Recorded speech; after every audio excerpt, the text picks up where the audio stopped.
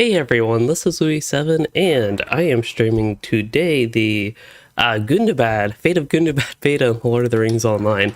I have had a few delays today, so I do want to point out I have a little bit of a sore throat.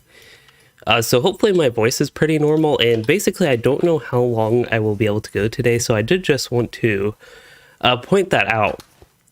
That's been one of the causes of the delay, but otherwise, yeah, the Fate of Gundabad beta. Probably not much to do here in the Archive of Traceries. I haven't even thought too much about what I actually need to do. Well, I want to, first of all, I should point out I am going to avoid questing and any story spoilers as much as possible besides what is needed. You gain entrance to Gundabad by doing this Legacy of Durin storyline, so basically I have to do that to actually go to Gundabad. Otherwise, I am not a fan of questing in betas and don't plan to today. Outside of what I actually need to travel and the such, and otherwise just explore Gundabad, see what sort of rewards they have, any other changes, and things like that. There was not much, I should point out, in the patch notes about any class changes, or even any ally changes or any things like that.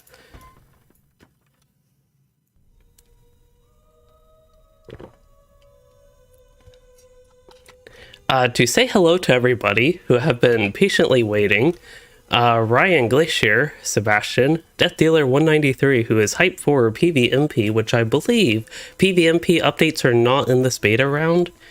As far as I know, maybe we can look at the camp, see if there is some gear. And I have no idea where this character needs to go. I think I need to go to War of Three Peaks or Elder Slate, so I will do that so we're not just sitting here doing nothing. And then hello to, let's see, moving on. Hello to Hunsu, Patrick, Sky, and then Tumaj.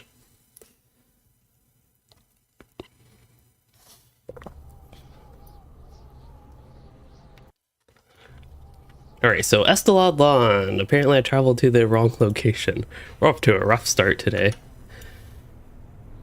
I also was having just weird things going on. I don't know with my microphone, but I found out what was wrong, and just my positioning on it was off and it made everything look weird. But got that fixed as well.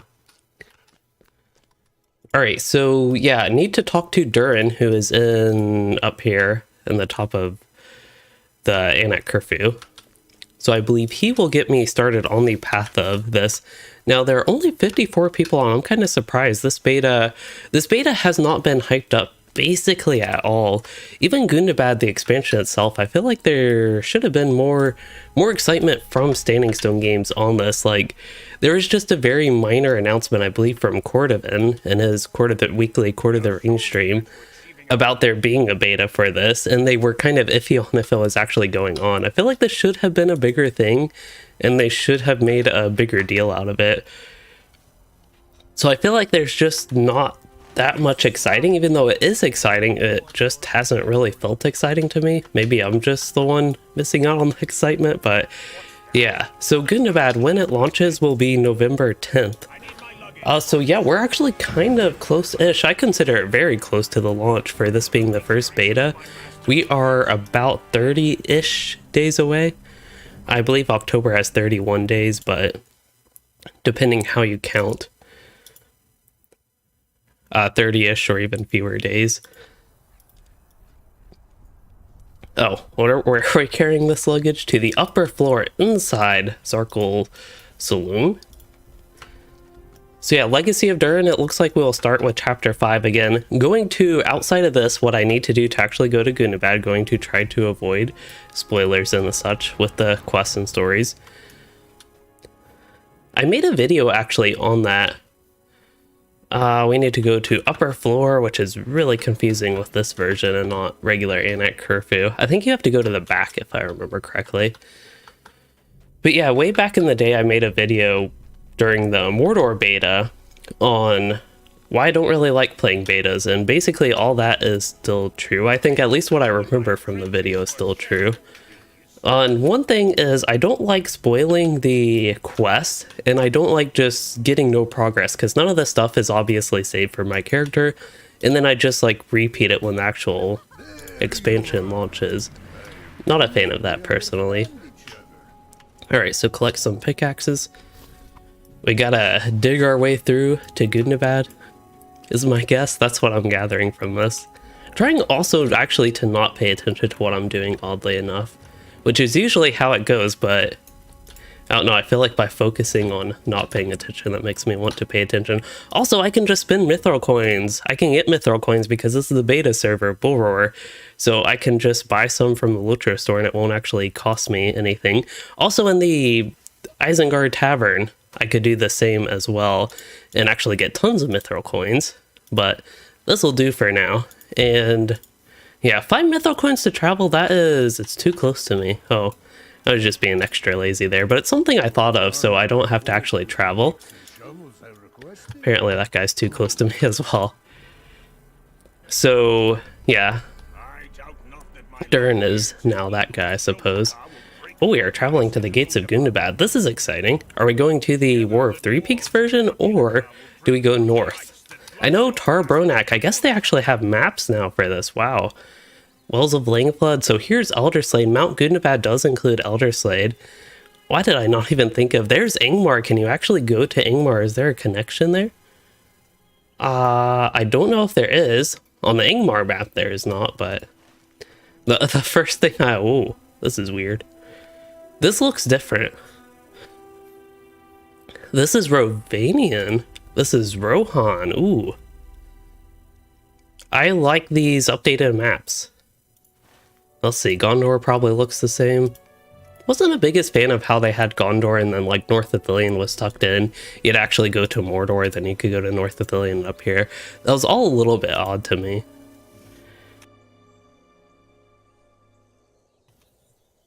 But yeah, there's Aaron Laskelin with Northern Mirkwood. There's also Erebor. You can't click that one because these are both the same zone. And the dominant zone of those two seems to actually be Northern Mirkwood. Nice view of Lake Town. Perhaps there are a couple hints in this, in the game and in this beta, about where they might go after, there's Shift C, where they might go after Gundabad. And essentially one thought is because of this map was expanded not only to the north for Gundabad, presumably for Gundabad, I mean there is Forodwaith up there. It is also expanded to the south a lot where Harad is. So that is another potential from this, but based on the regular map and the update of the Rovanian map, and that being a little bit more concentrated with what it actually is in the game and not just including, well, not including both Rohan and Rovania, now including just this, it makes me think like a potential hint of adding content over here in this area of Rovanian as well. I guess there's probably not too much in Rohan besides the Brownlands, which would connect actually, I believe, connect in this general area. But yeah, Harad and Rune are like two of the bigger choices, and now there are hints at both of those, I feel like, for just potentials in the future.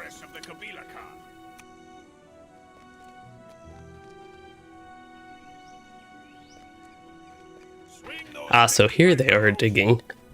We will be through this ice in no time. I remember Bozy. He's from Walls of Moria.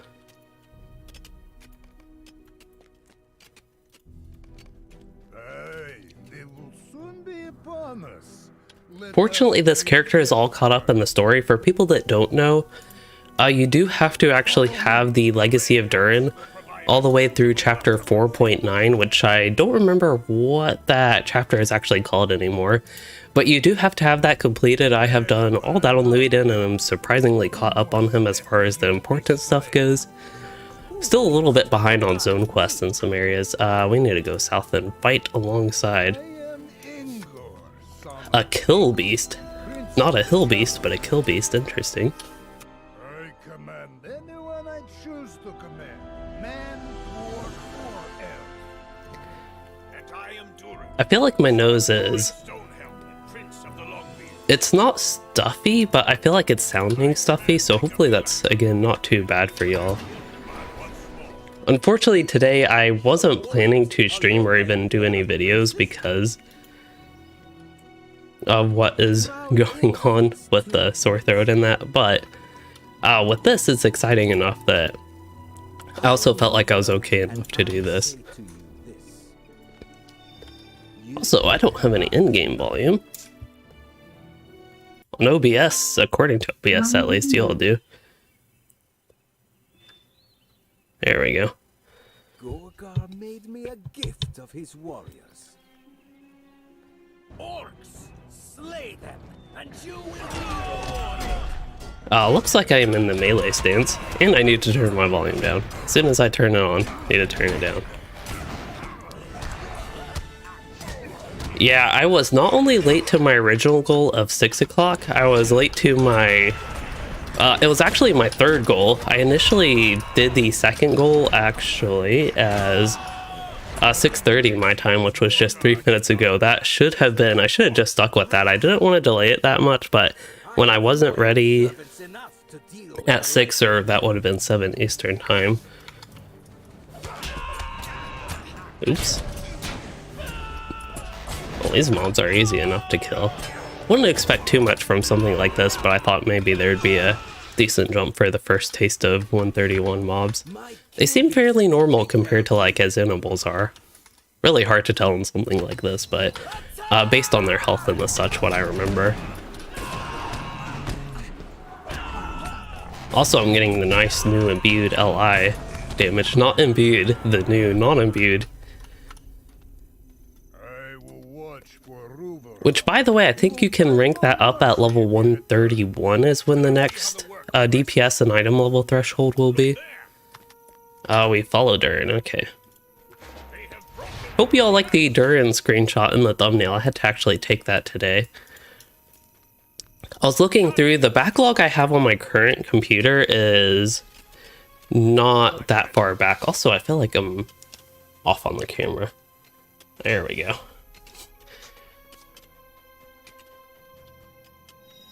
Elion. Uh-oh.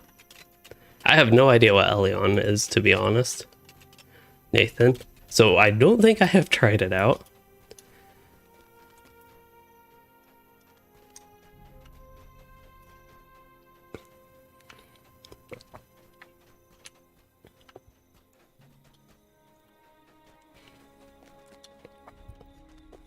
Gates of Gundabad. Oh, we actually made it up. Again, I'm not paying attention, trying kind of to not pay attention, but yeah, here is the first step inside Gundabad. They got some nice music to go along with it. Makes it feel nice and epic. Looks like, yeah, that's going pretty high on OBS, so hopefully y'all can hear it. Oh, it's a new MMO from people who made Terra. I have heard Terra, don't remember all that much about it. But maybe I need to look into that.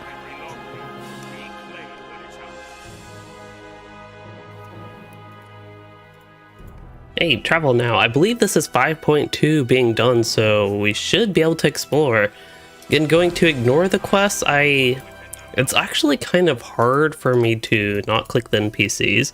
Actually, I can't even click that NPC. I'll turn that in just in case. We got some reputation. There's Reclaimers of the Mountain Hole. That's a nice name for the rep. There's Dringle. Here's all the travels. Wow, that is a lot of places. Alright. Yeah, there is, based on the little patch notes thing they had, there are a lot of zones, a lot of areas. Here's the outside zone, Tar Bronak. That's what I'm most interested in exploring. Basically because I actually see an actual road to Angmar. I thought they weren't planning on making a road to Angmar initially, and maybe as an update later in the expansion. Glooming Tarn, how many places are there here? I am kind of confused, but also very intrigued. These maps look interesting to me.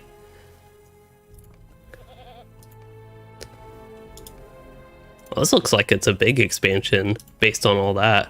Oh, there's also this. Wow. Cloven Gap. Okay, we've already been there. Glooming Tarn. So this is where I am. I don't know, would you consider this the region maybe? Delvings of Gundabad? And these individual things, the zones. The zones themselves, like these look a little bit small is how I would describe them. But considering how many different things there are, there's this, so that's where I am.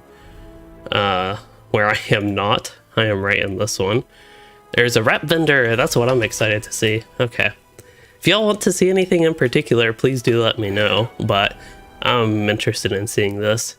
Hey, there's a muster and Noblegate, that is important. There's also left staff. The icon for it, it looks like a campfire outdoors, but it looks green. It makes me think of Angmar, actually. Silver coin of Gundabad. You can barter silver coin of Gundabad for the silver coin of Gundabad. Wonderful. Okay, so that's obviously not finished. This is a Gundabad crafting vendor. Oh, what a deal here. You can barter 4 silver coins of Gundabad for a single silver coin of Gundabad. So that one's also obviously not finished. There is a Relic Master and Forge Master here. There's also a Master Smith. He looks interesting. I think he'll be important, but maybe he's not important and just like a quest giver and just has that title. But I don't know, that seems like something that is going to be important.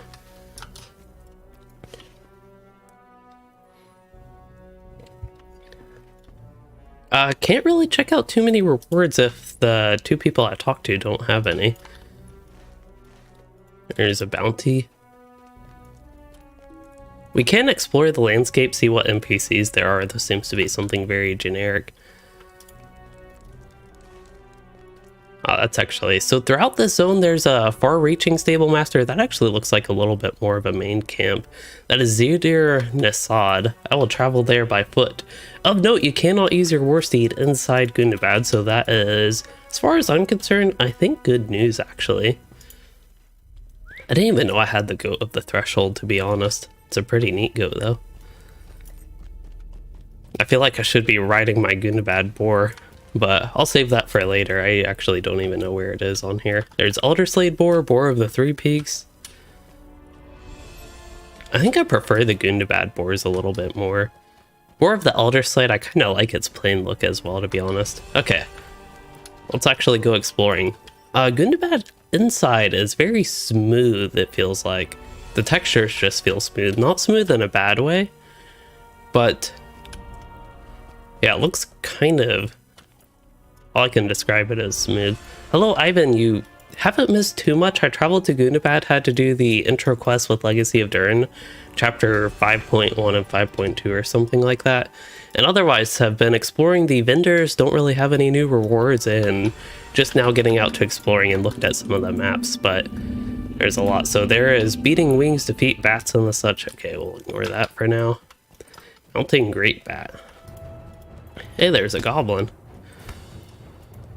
That guy is riding through the ground.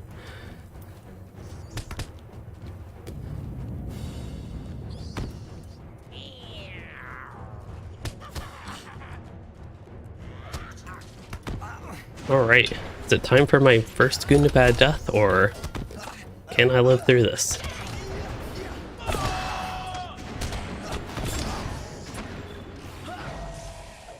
Alright, so there are deeds. Interested in looking at the deeds. Is the chat still being read? Yes, the chat, I think, is still being read. I'm not unmuted, am I?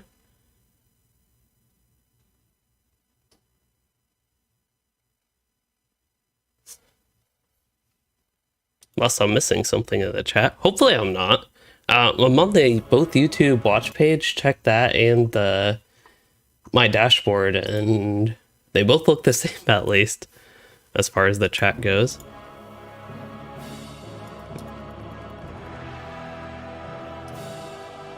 There is new loot, level 131 scholar mats, new task items.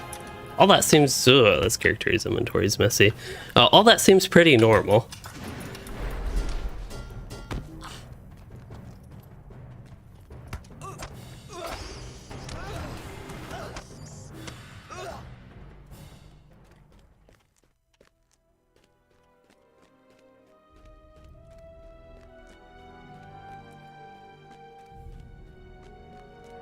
The level cap is going to be 140 in this expansion. Hopefully we'll find some higher level stuff. I believe I should be able to go to the Isengard Tavern and go there. It does feel, to me, it feels a little bit Moria-ish, but at the same time, it is different. The architecture, parts of it are similar. Like, if you look at some of the big picture of things, it's like indoors and dwarven stuff, so it's kind of similar in that. But yeah, the colors are very different of the buildings and items, whatever they use. And there are just some different areas. Like, this area looks pretty neat.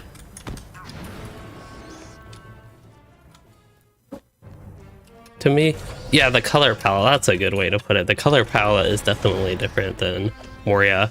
I feel like there's more yellows. That stuff looks interesting.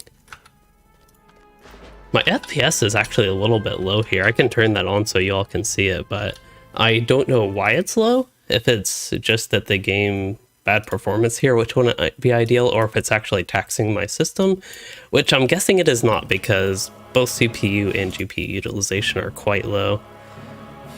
Yeah, levels, if they do not do a level squish, levels are going to get quite crazy in LOTRO in a few years. They're already quite crazy. They're going to get extremely crazy. Also already almost considered extremely crazy. There are cave beasts. I don't remember these things being in Moria. The hill beasts being inside versions. I don't remember them inside Moria. Now, glowworms and lizards, those were all over Moria. Cave claws were all over Moria as well. Hey, here's a camp. This guy has a quest. Hey, there's actually a random person I ran into. That is a neat looking goat. I wonder if it's already in the game or that'll be something you can get in Gundabad. Wonder what the deal is with that. It looks like it's supposed to be the sun shining through, but I don't know, something about the texture of it, the look of it, makes it not look like a window at the same time.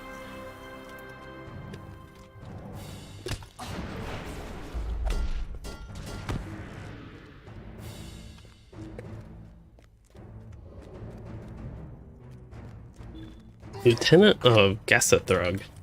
Is that where I am? Where am I even traveling to? I wanted to go up here.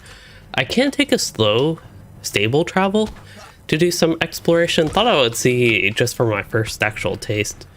Gundabad. So there's a stone troll object. What happens if I hit it?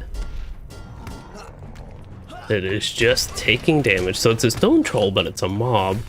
It doesn't seem to do anything.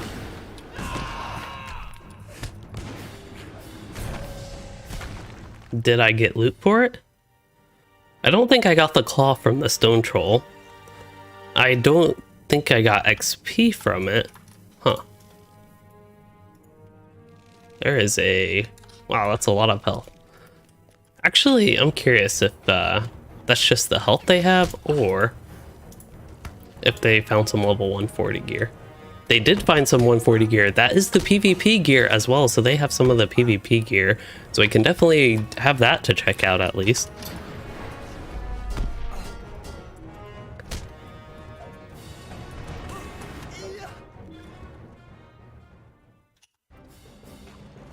Alright, traveling up north. Stone Jaws. I really have no idea where these zones are, like, by level. So I can currently go back to the Elder Slade, which I don't want to do. There's Deep's Crave to the southwest. There's Pit of Stone Jaws northeast, and then Tarbronak northeast. So my general path I thought could be northeast first, so I'm running into a Gundabad raid later. And if I need to at some point, I can go ahead and do a level boost in the Isengard Tavern. I don't want to spend the whole day today just fighting random mobs in Gundabad, but gotta get through them now. Here, I can use all my potions and the such to help stay alive. But yeah, maybe I should do a level boost somewhat early in. I can maybe see if I can get a nice milestone and just come back here. This place has an auction house, it looks like, Auctioneer. So that's probably one of the main hubs, if not the main hub. It has a far-ranging stable master thing as well. I don't know if anywhere else, all the places I've looked on the map, if any place else has that, but here's all these different zones. Cloven Gap, I think we already went there. Turbronak. Hey, there's a mushroom. It's an edible mushroom as well.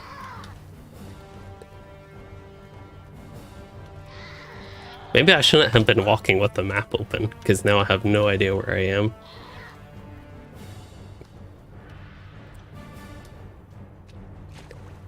Yeah, my first reaction with the inside of Gundabad is I'm pleasantly surprised with it looking different compared to Moria. Different enough that I don't get too much of a Moria vibe here, but also a little bit just being in a cave.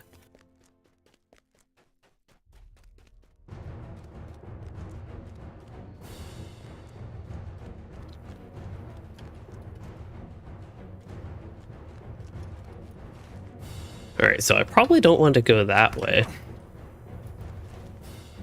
Did I just miss the road? Do I just need to go back on the road? Yeah, I was looking at the device meant to get me unlost. Looking at different zones doesn't really help, but that is true. It's actually getting me unlost now. I just needed to... Whoa, something went skippity there. There's another level 140. I would guess by their health they're still in 130 gear. And speaking of that, I could also get at least my virtues. I wonder what the virtues are like at level 140. And separate from the virtues, you can now spend 98 trait points. I have mixed feelings on this. While it is nice to hold up. This is the exact problem I ran into earlier. Also, let's get on a mount. This time we'll go with the Elder Slade Boar. Let's see. What is my issue here? Why am I not finding my way? Maybe I need to go up somehow. Okay, the good news is we can try to scroll up this map. I can travel there, except I cannot travel in combat. Might do a speedy travel just so I can get out of this area.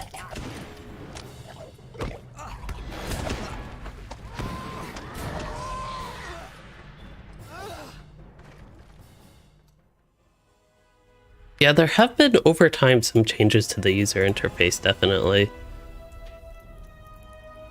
Reflections panel is a new thing. So I wanted to go to Zared Nasad, I believe.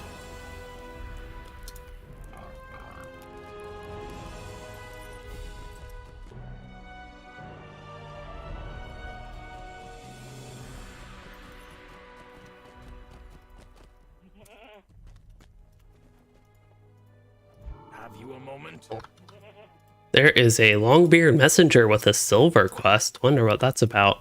Also, there should be new missions. Here's Reclaimers of the Mountain Hold. I think Gary visited them. The new legendary item system is way different than the old. It's almost more like the first one, but also different from the first one.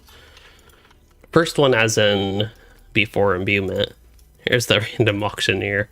This seems a little bit weird that there's just a random auctioneer right there.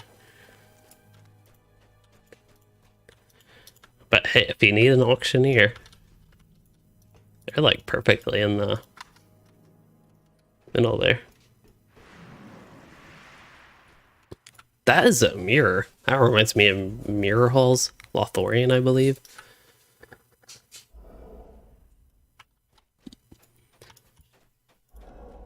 Here is actually this guy is different. Geode Hunter. Agate Geode, Amethyst, Gypsum, Jasper, Quartz. And do you know what you can get for bartering these? You can get those exact same things. So this guy's also not done, but he's kind of interesting, the Geode Hunter. It'll seem to be... Here's a Master Prospector. Test your prospecting skills and choose the correct rock. Alright, I know I mentioned I don't... Oh, you get to actually choose. Don't do questing and such. But this one's kind of interesting. It just says various rocks. How are you supposed to, if it doesn't give you any hints? Okay, we'll ignore that then. We will, again, avoiding spoilers, so I will just ignore that quest. That's a neat goat as well. Alright, here's the far-ranging stable. All the places here. there any places you all want me to travel? I think it's a cat making a lot of noise. I'm thinking perhaps a slow travel to Watcher's Roost in Glooming Tarn.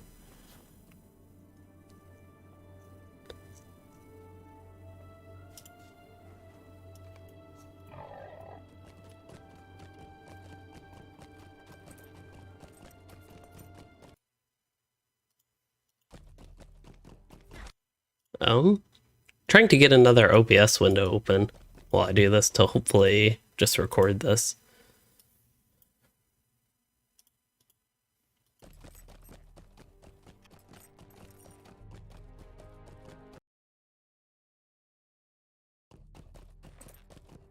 Okay, sorry for the delay there. But yes, I actually don't remember where I'm going, but this is what it looks like. We've already been here, so I can go ahead and open the map. We should be going to Deep's Crave, then Glooming Tarn, so we'll be going through here some way, and then Glooming Tarn, but we're getting close to areas that I have not been yet, so go ahead and hide the UI and take in the view. Looks like a Defiler totem, something like that. Maybe it's a quest item later. There's a frontal light. Actually, it looks like it's a little bit behind me, but on the steps it was a little bit strong. There are these stone trolls we already passed by. There are some wargs. I don't remember seeing a warg before, but that's at least the first one that I have noticed.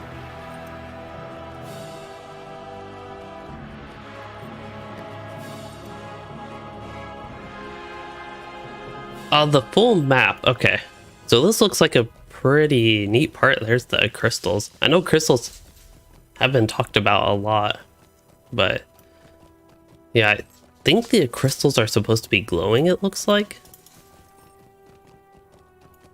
There's some dwarves with quests. This reminds me of Dolvent View, actually, just the general structure of it. Not as much inside, but it looks a lot like Dolvent View.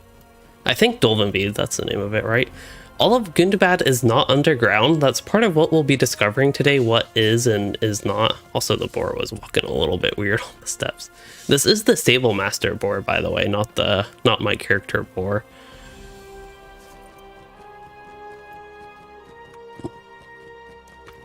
Yeah, we were way up somewhere. I don't know, way up there, but we were vertically above this place before, I think. So yeah, some of the structures remind me of Moria, but it's definitely its own thing. Wow, this is really vertical. This is going to be... If it's anything like Moria, then there's going to be a lot of falling to my death. That'll be, depending on the perspective, fun, nostalgic, or annoying. This place, okay.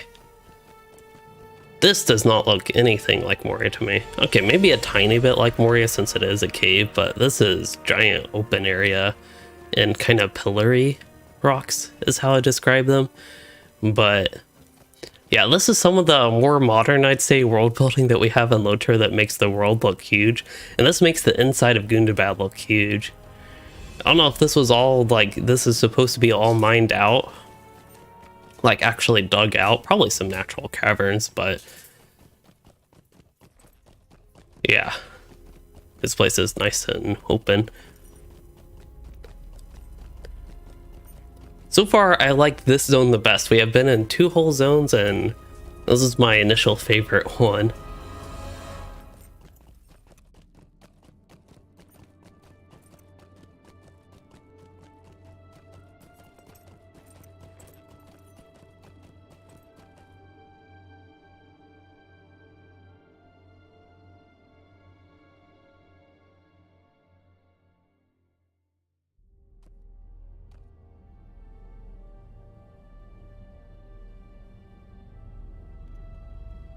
Okay, had to mix more water in my chicken broth as it was running low.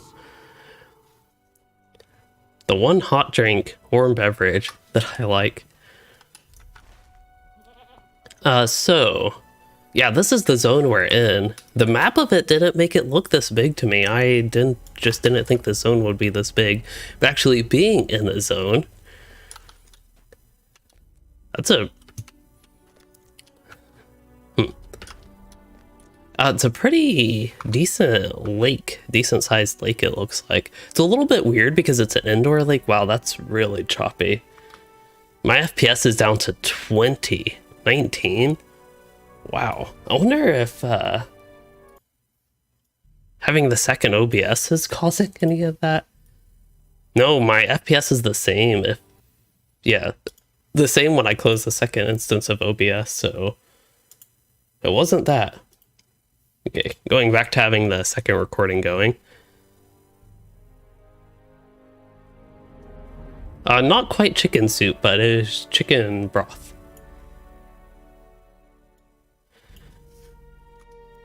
Anyway, I just find the performance there a little bit odd.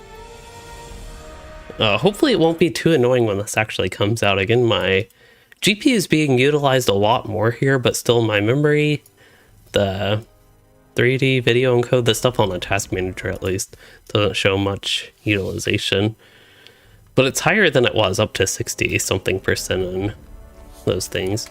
Over here, performance is completely fine. It's all these, probably all the different textures and the such they have for the pillars of rocks, but it is, wow, down to 20 FPS is really big drop to me. Anyway, we can get moving on, traveling some more. Graphic settings, that is a good point. What graphic settings do I even have on? I have anti-aliasing really high. I should turn that down. That might help. I don't even like it at 8 times, to be honest. I don't know why it was way up there. But that might actually help with this. Okay, not really. Let's see if turning it off would help.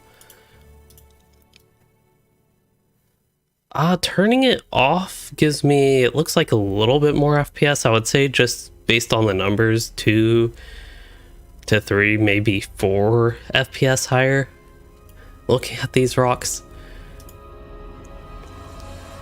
Otherwise, I do have my ambient light all the way up. If I turned it down, that is what it would be. Advanced graphics. So most things are basically on max settings, except frill density I don't like that high, so I don't have it turned that high. Looks like interactive water up, distant imposters. I also don't like DX10 distant landscape lighting, so I actually don't have that checked. That could be interesting here. I don't know if there would be any effect indoors, but actually don't see any difference inside here. Even like way off there, I don't see anything, but I'm personally not a fan of that. Let's see. Textures, that's one of the surprisingly good aspects of LOTRO. Some texture qualities are pretty good still.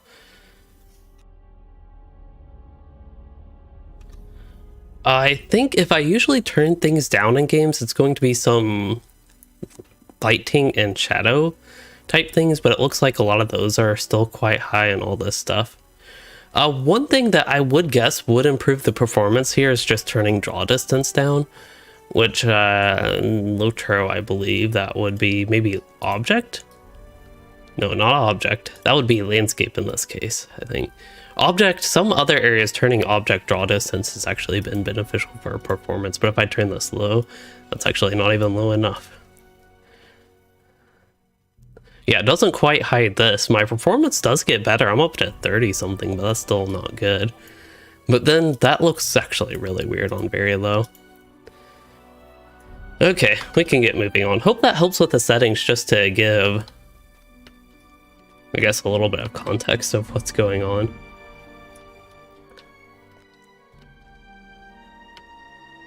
Okay, so the island is supposed to be where Durin woke up.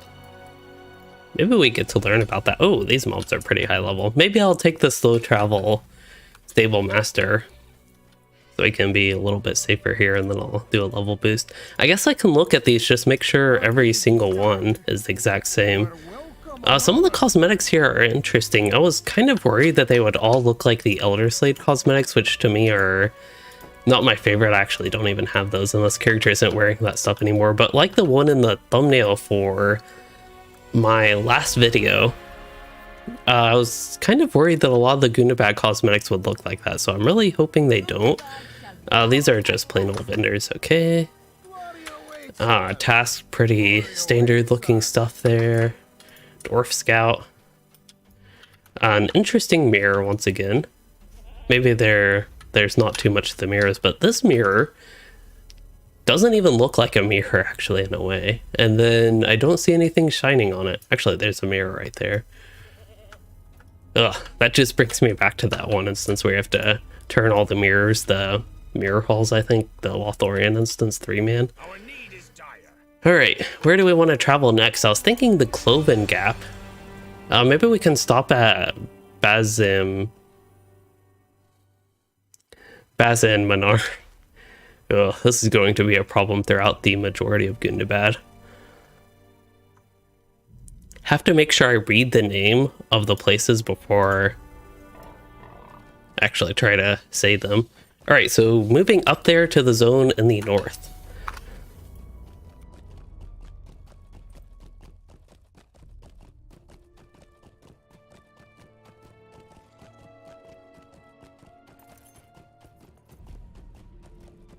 I wish I could be a little bit more active today, but hopefully y'all are still enjoying this stream. I just feel like I keep having to mute to get a drink and the such.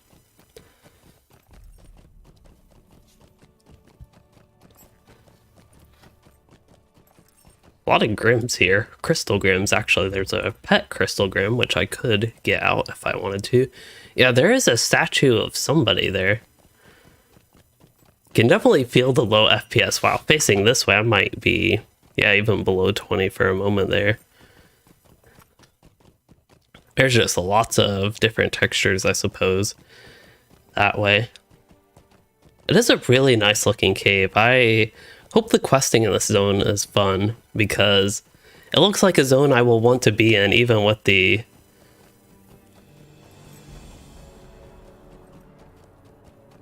performance, which maybe they will be able to make better by time release, but I'm not too hopeful on that. Hey, her, 2 people. There is, I need to press X. No, yes. 2 lore masters.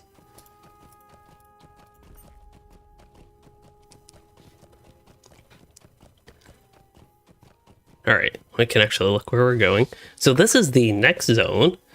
And at first I thought this was actually going to be outdoors, and I see some of the night sky. So this is not zoning. We did not zone outdoors. So we didn't go through any portal or anything, but there is some outdoor feature. So I don't know if this is supposed to be like a very high ravine.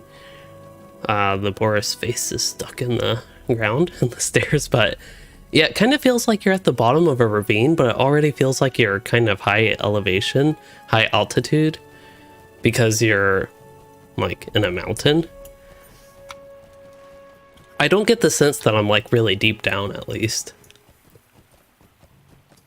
So this place is pretty neat. Add some color, still a little bit indoor, but also a little bit outdoor at the same time feeling.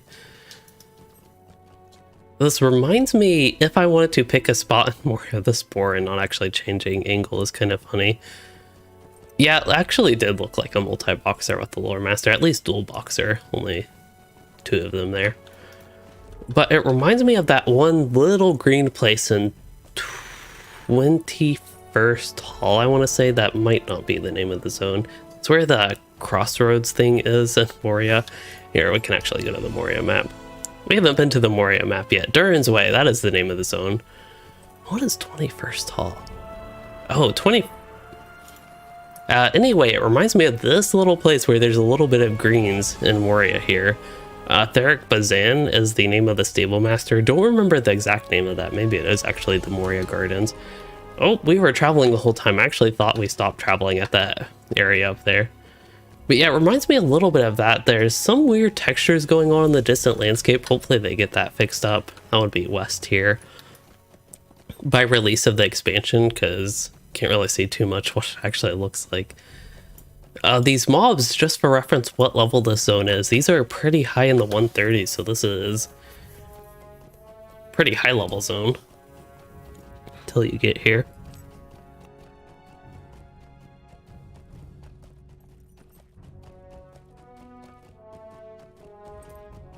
Loot box here.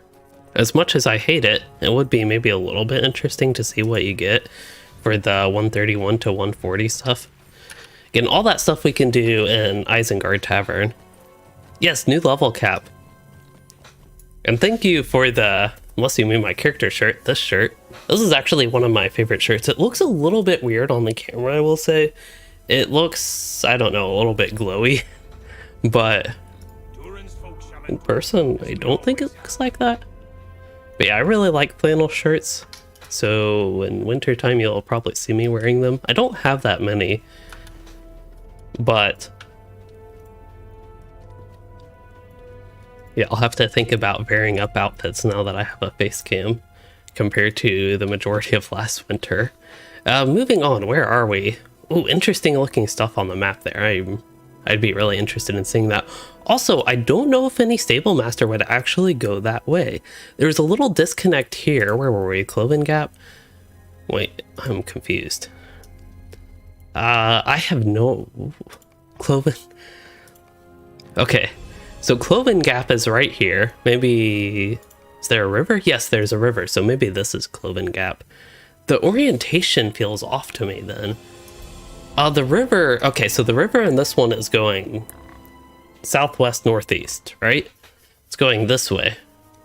But if you go to Cloven Gap, the river is going this way. It's like straight north-south. So I don't know if there's some orientation thing going on there, or if there's a little river that just goes like this through this area, or what. But another thought I had is maybe this is where you would come out way up here. But I'm also not sure on that. So I might have to explore this on my own. And this might be where we run into issues, so maybe that will be the next thing we do after Isengard Tavern. If you all don't mind, I will go ahead and boost this character up to 140. That's actually an interesting icon. Very hard to see the icon, but it's a little bit interesting. It looks like a house outdoors in Lowlands. There's a mountain, though. But it's an interesting icon, at least. Some dwarf statues. They're pretty neat looking. They make me hope that there are nice hammer cosmetics. There's a boar. I don't really have a good screenshot of a boar, like up close like that for detail. Any screenshots I can get of dwarves while here? I don't really play dwarves, so getting like generic screenshots of dwarves would be good for thumbnails. Yes, in the beta I am going to level skip to 140. I believe you should be able to do it in the Isengard Tavern, and if not, maybe there's some alternative ways I could find to like very quickly level. I don't want to spend time leveling, I will say, but where do I want to go? I'll start in a Steldon. Can't go wrong with a Steldon.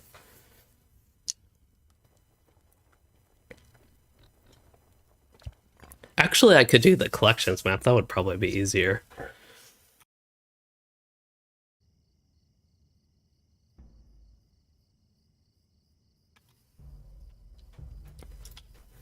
But yeah, we can try collections. Iridwin, Thorin's Gate, 2 mythal coins and it's instant, so definitely worth doing that. This looked really weird before the lighting came up. Okay, it's better now. LOTRO stream and breakfast. Oh, I can stop recording on the second OBS. Alright, we need a level skipper. Come on, yep, Sarah Mongo. You can let me go to 140. Woohoo! Yes, I am almost at 9,000 subscribers. I have a special video planned for, it's kind of a dual 8,888 and 9,000 video. I like the numbers when it's like all the same. Let's destroy some things. Heritage, I don't think the reward track is available for testing, but there is a reward track coming with Gundabad where you will use heritage runes and legendary item XP. Just to point out again, I have seen that comment so many times from people that don't know that it's coming back, or yeah, going to be used in the new system with the reward track. LIXP is used. I pointed that out in my last video. Oh, I probably shouldn't have destroyed those. I'm just trying to find random things to destroy. I can do this a little bit faster. Also could go to a vendor. That would probably be the better choice. The goal is to get all my virtues up, essentially. I want to see the cap is 78. That's not even that high. Sell. Yep, exactly. I should be selling instead of destroying random things. We'll just... Oh, that's Minnesithal. Okay. I will keep Flame of Encalamir, just make sure I'm not destroying really stupid things. Okay. Well, actually, I want to destroy the stupid things. Sell the stupid things. So, what are my virtues? Okay, they're doing good enough. Clash trait points. Yes, there are a lot of trait points you can use now, but I can use all of them. You can use 98. You get one more for leveling to 140, and hopefully there will be more sources. I had a brief comment early in the stream that that almost looks like a player shimp.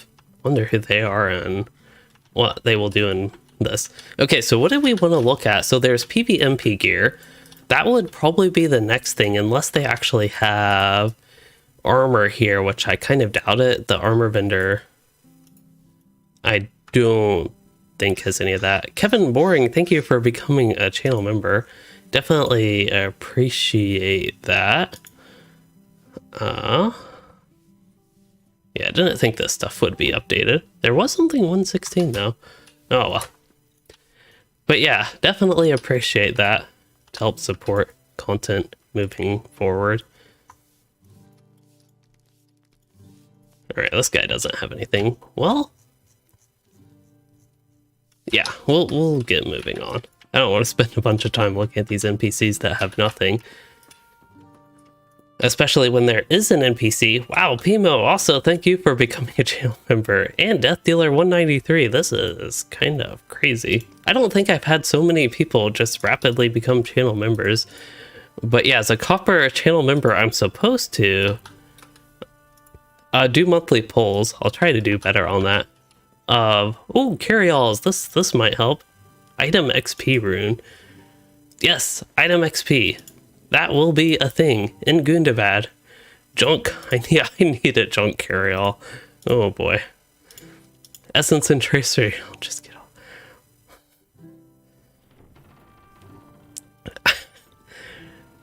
Thank you all for becoming channel members. This is really crazy. Again, I don't think I've had so many people rapidly become channel members before. I hope I have stuff that can actually gather into these now that I've gotten them. I'm not really much of a carry-all person. I should be a carry-all person.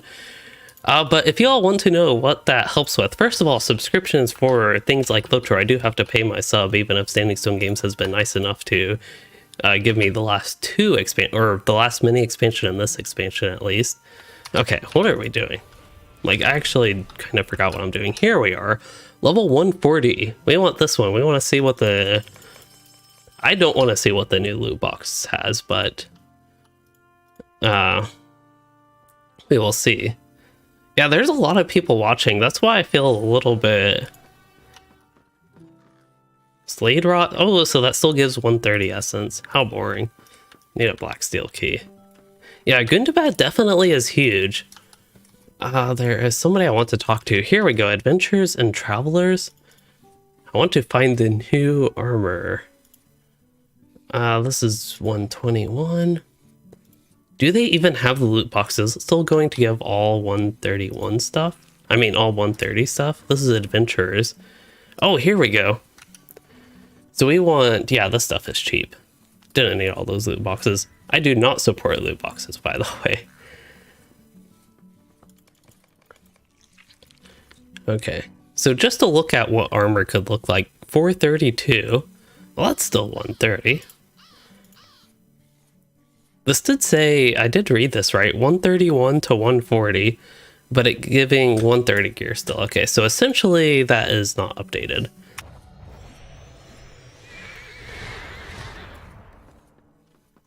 Maybe I need to picture all of you in your underwear.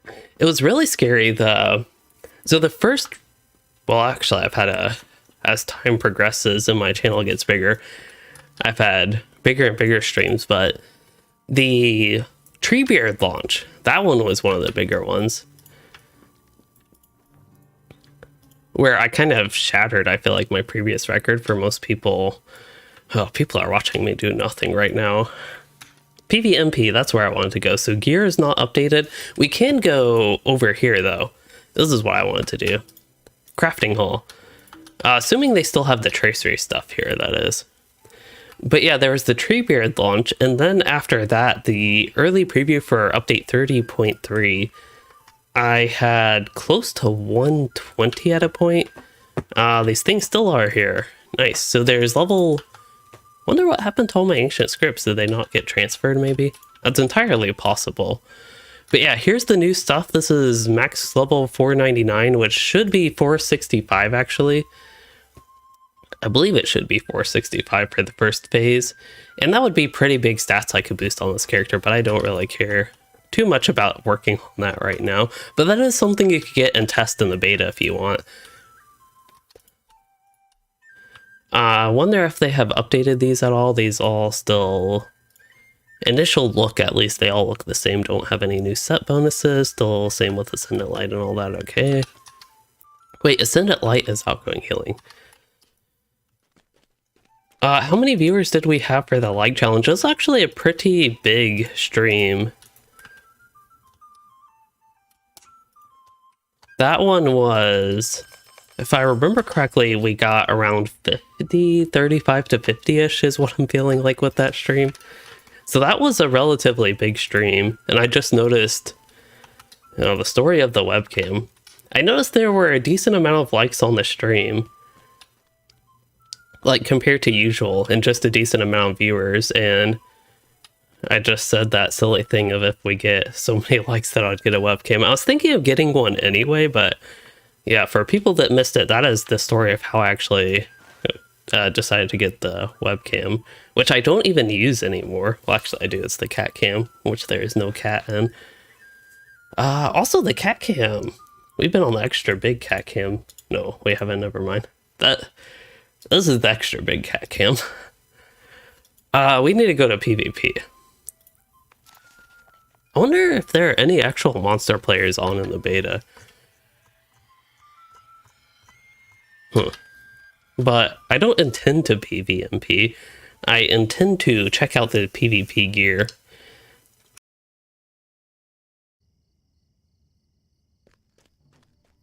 Oops. I kind of doubt this character can do anything with that, though.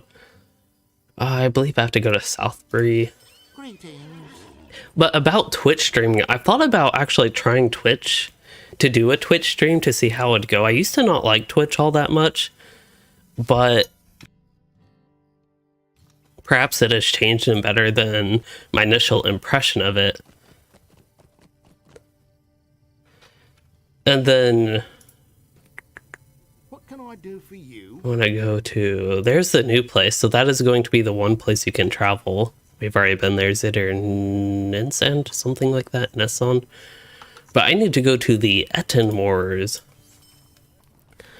Like to see the kitty. I can try to get one here.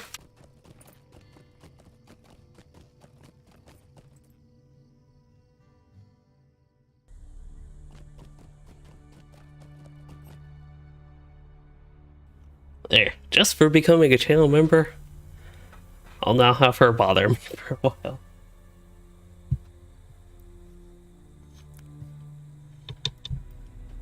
And rattle the camera. Not the camera, the microphone.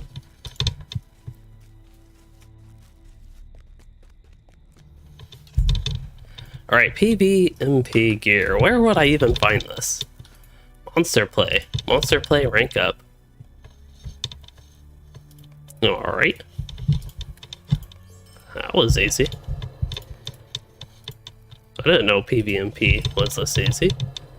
I am guessing this is a brawler NPC. There's another cat. Wow, y'all actually got both of them up here at once.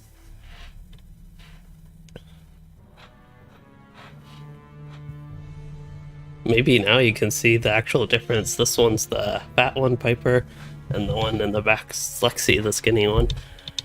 Anyway, let's rank up. I think some of the gear requires ranking up. I don't know about the commendations. It looks like I'm at the cap for those. There are also some fancy NPCs on the right there.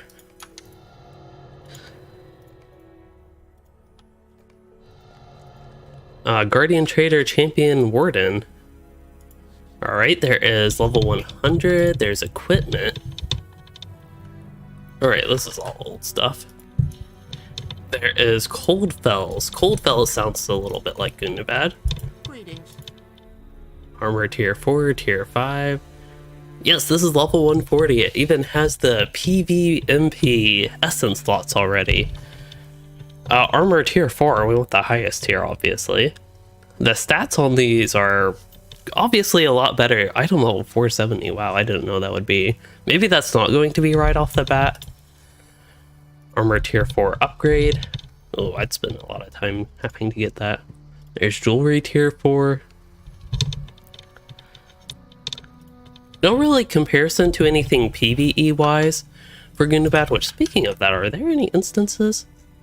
I don't think there were any notes about Gundabad instances, but I feel like they would be their own tab.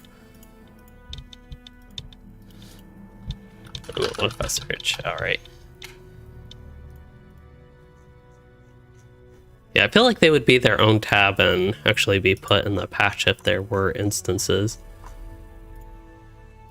But yeah, hopefully that's something to check out later. It kind of has turned into a cat stream.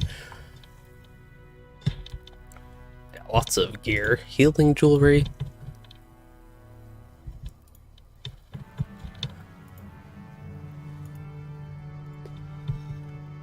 Oh yes, the other thing for the channel memberships, I don't know why I randomly thought of this again, but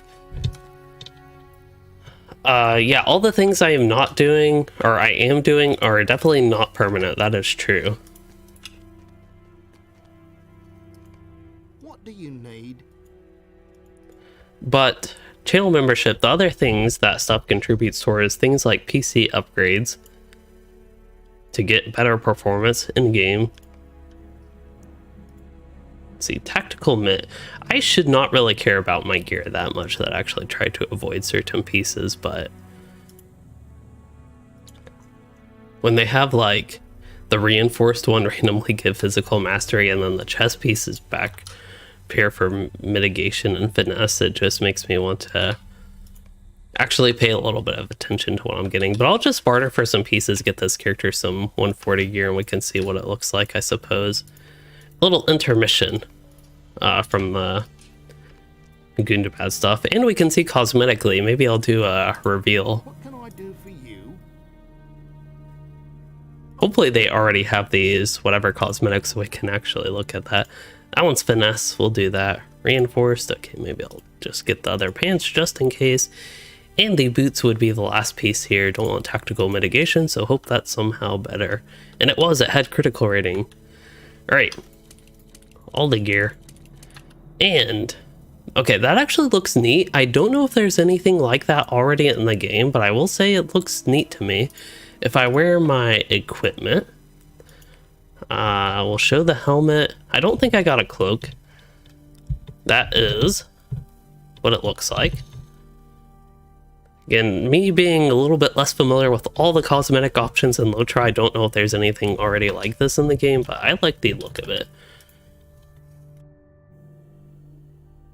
Now, as far as what it requires, I don't know if all that stuff is set, but this requires Glory rank 7, and it gives you Audacity. Audacity being the PvMP stat, which I'm glad I actually remembered that. Don't see that anywhere in the character panel.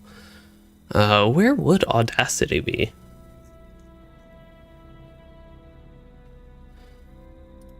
I also browse the shop. I don't even think... Oh, wow. Okay, I could have gotten this a lot easier the entire time. At least the purple stuff. Wait, is this an... You can actually just barter for this, I think. I think this is intended that you can buy these for gold. I think.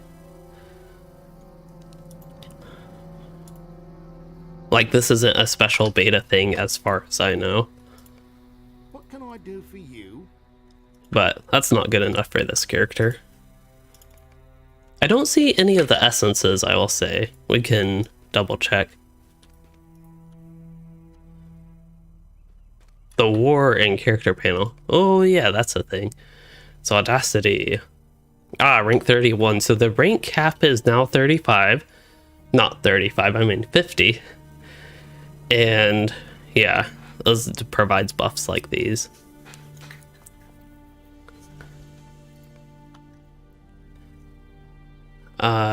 Yeah, can see Louis Den's done a ton of PvMP. I'd actually be curious if I logged into one of my old characters, what the stats would be on the character I played the most PvP on. I could actually look at that. If y'all are interested enough, I keep talking to the wrong person. If y'all are interested enough, I will switch to a character who I did happen to copy over, I think, who actually did some PvP. We could look at my stats. They will not be good, that much I can promise, but I'm a little bit curious now what I had. I want to go full mastery.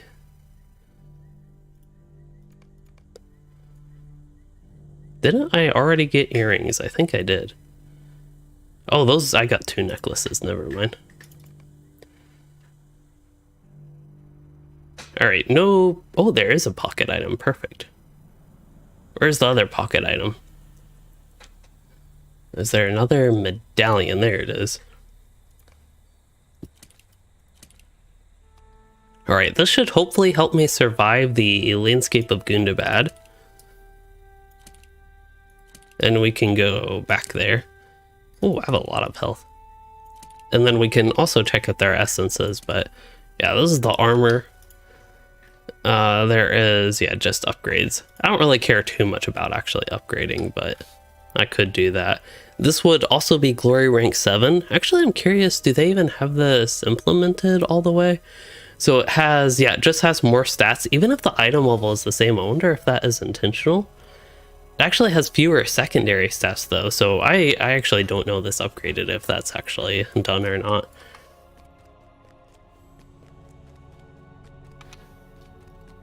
But yeah, even just as I said in the video I had on it, even if I don't do PvMP that much, as in recent times never, it is really nice to see they're actually getting new PvMP gear. I feel like that's something that makes it a lot more interesting, and it would give me a reason to actually visit the moors and potentially get interested in PvMP and LOTRO. Not really having anything to look forward to getting rewards and the such, like all these old things that you used to be able to, just doesn't help have interest in it for me. Anyway, moving on. I think for monsters for PvMP, at the very least though, they're buffing them and maybe some other balance type changes, I think. But I don't know about any big new things they can get. Yeah, don't really know. Okay, so places we have been. We were in the Northern Cloven Gap. I think I need to get out of the moors to travel. And maybe we can go back there. I believe this character is fairly decently outfitted, sort of. I have over 1 million morale, so I feel quite strong. Just go anywhere. We'll go to Ripendell.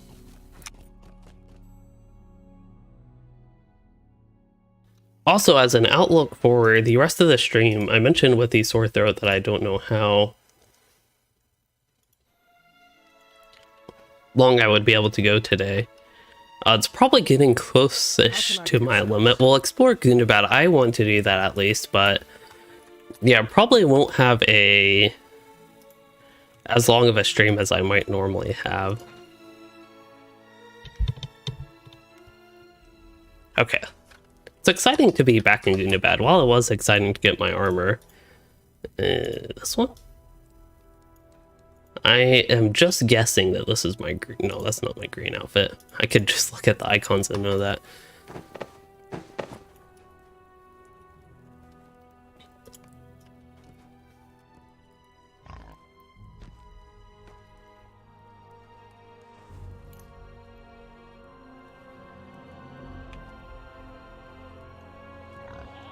Oh, PDC 1.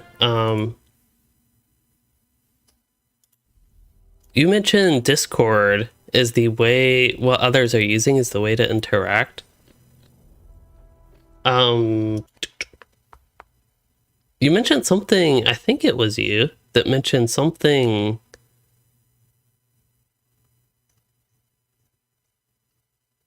about the chat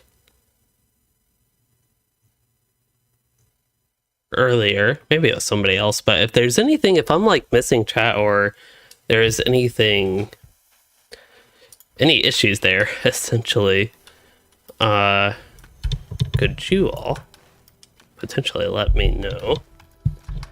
Been trying to keep up on everything. It's actually been the YouTube chat I've seen. There's been a lot of it. It's actually been kind of busy. These mobs don't have that much health. Actually, they're greeny, so they do have a lot of health. They're like normal 130 mobs health. That seems a little bit more expectable for 138. Also, what is the best way down? Alright, the best way down is to jump down. This is a neat pull. It's not enough to have you dismount, but still some water there. Here's some fog again, low FPS in this area.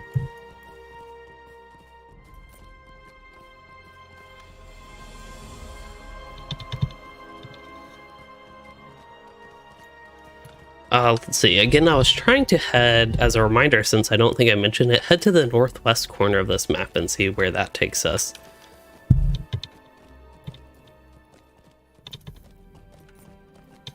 Wonder if that's just a river down there, how low it is, or if it's just like surface level. That is pretty low down.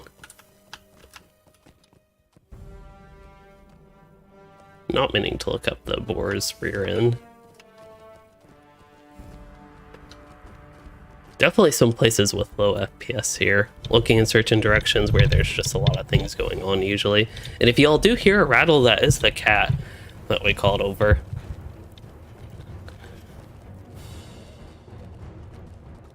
The microphone arm has a lot of pointy things which she likes to rub on when I am not petting her. Oh, what? Wait, huh? What happened there? Did I, like, skip through the steps? Oh, alright then. Let's try... Do I have to go up there? Oh, I guess I don't even have to go up there. I just assume moving vertically up is usually the better choice, but I don't think I actually want to for where I'm going.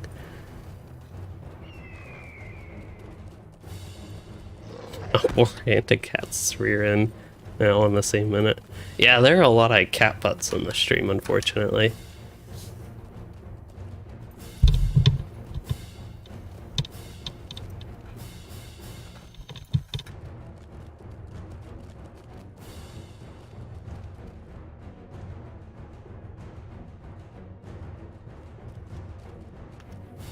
Oh, there's somebody else here. Level 130 Warden. They're definitely more brave than I was. I'm going the wrong way, but this place is interesting. Frostel. Unless it's Frostel, that's also possible. Ooh, some ice strikes. There's a crystal one. Crystal encrusted cold drake. Ow. It looked a lot more friendly.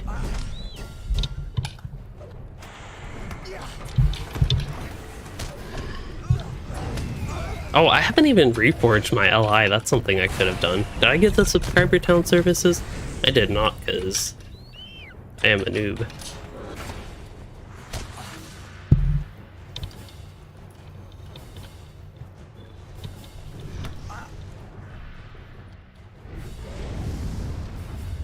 It's pretty neat looking.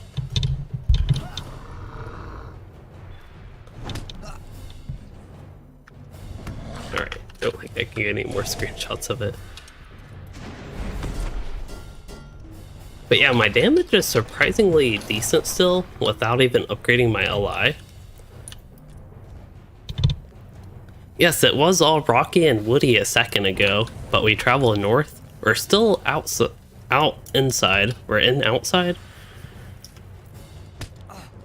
But yeah, just a little snowy area. Thought it looked a little bit interesting.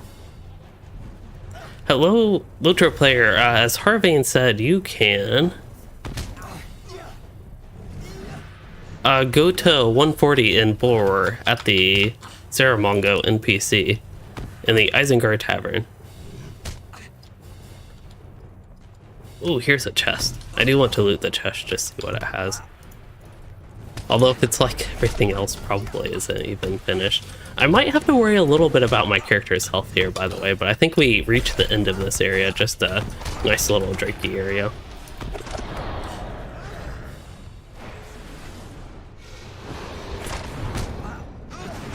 When I have this much health, that morale tech really seems weak, but 11k is better than 0k, I suppose. Alright, something interesting from the chest. Dwarf made treasure. Huh. Bound to Louisden, a rare cache of dwarf made treasures sought out by collectors of valuables in Gundabad. Interesting. Eggs? Probably some quests here. At least there should be quests here. I would be quite disappointed if there are not quests here. Also seems like it'd be a good place for a mission. If they have, I don't know how many missions they intend to have, but if it's like War of Three Peaks where they have 80 missions, something like that, just something in that general area, I'd expect a mission in basically every place that looks something sort of like this area. Don't need to fight all those drakes, but I do like this area. It's kind of hard to pick a favorite zone between the one we're in right now and the previous one. As far as indoor zones go, definitely would rather the previous one. Glooming Tarn. But this one's a little bit mixed indoor and outdoor. It has a more of an outdoor feel. It feels oddly more open in a way, like vertically open, I guess. Open ceiling, what is this? Gundabad's Garn. Unfortunately, I am not a prospector. Oh, wow. Oopsies. I am 6 away. Imagine if I actually prepared. Oh, they're Captain Armaments. Those are level 130. Nice. Are those the same ones we have? Maybe they're not, but they're level 130. They seem kind of high-ish item level.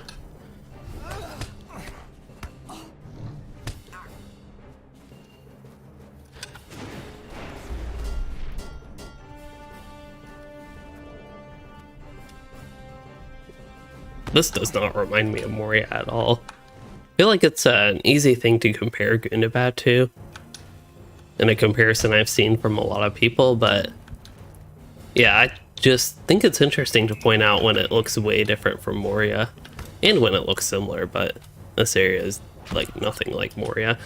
If I had to pick an area, I was initially thinking the Misty Mountains, but it doesn't really remind me of Misty Mountains either. I actually think the new version of the Dimroll Dale, but not the Azinabalzar version of the Dimroll Dale, just the new version that came with Update 30. Some of the areas there is what this reminds me of the closest, actually.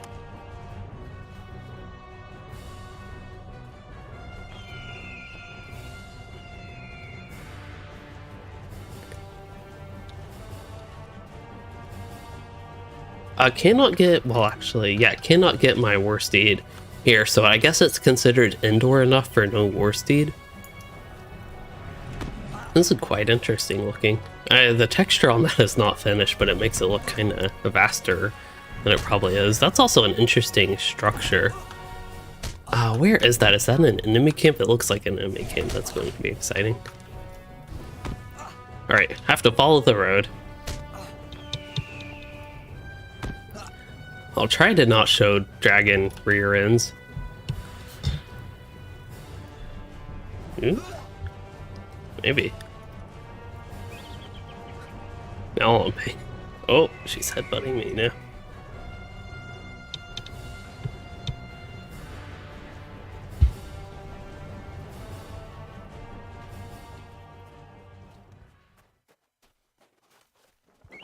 Alright, just to double confirm, still can't get on the War Steed. We'll go back to the Go to the Threshold. Just because I forget I have this mount. I don't even remember how I got this mount. I thought it was maybe something with Azinabalzar, but because it's the Bloody Threshold, but I have only done like tier 1. I don't even know if I've done tier 2 of that.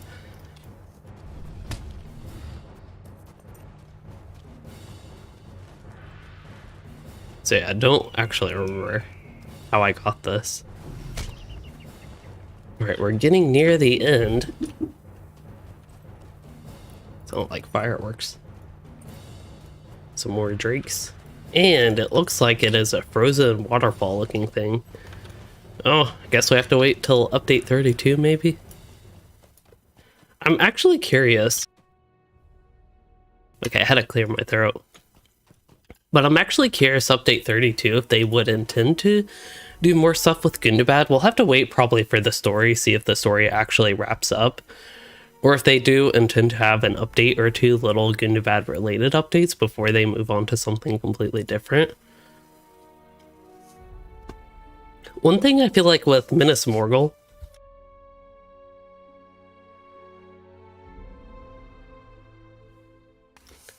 might need to take a break from talking for a minute.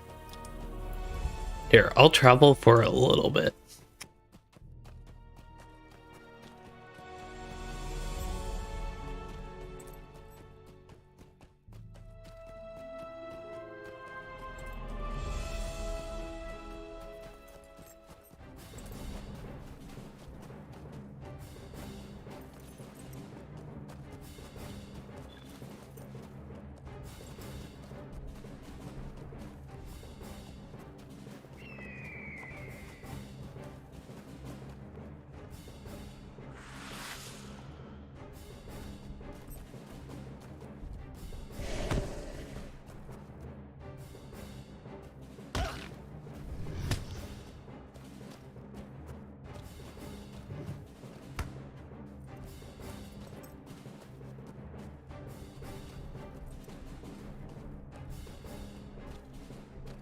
Okay, hopefully my voice is better, but the thing with Minas Morgul that I felt was a little bit odd is the expansion is what started the content era, 121 to 130, and then all the 130 stuff after Minas Morgul was like totally different things with the dwarves and the such. It just felt a little bit odd to me.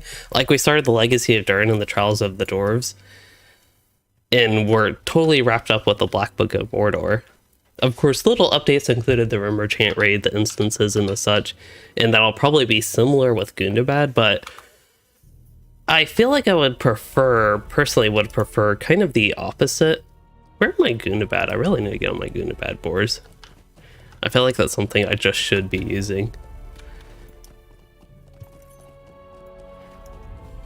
We're actually almost at the Stable Master here, but yeah, I think personally I would probably prefer if an expansion starts the new story. Like if Gundabad essentially was the start of the Legacy of Durin and the Trials of the Dwarves, and then throughout the entire level cap, like level 140, I feel like I would have... What am I going on about? I have no idea what I'm talking about.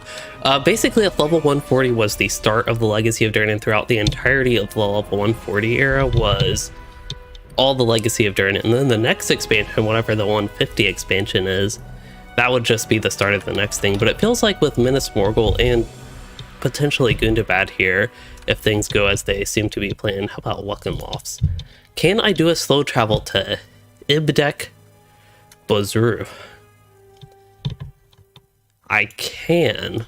I wonder what happens, because it feels like you would have to go through an instance and go outside here, so I'm curious what happens. But anyway, that's just a little bit of my preference. And yeah, I know Gundabad, that was kind of interesting how it was supposed to be released in 2020 last year. But yeah, I'm actually personally fine. I kind of prefer the longer gap between level cap raises. I know not everybody feels that way, but for me, actually I like having it be longer between the level cap raises. Oh, this is an interesting wall. Again, very smooth feeling with a lot of the things here. It's just how I would describe it. I feel like that's a weird way to describe things, but that's the thought I have on a lot of these.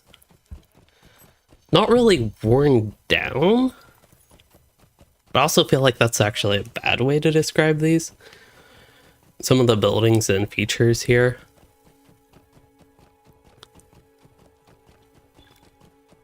Maybe pristine, but that's also like the same thing as not worn down.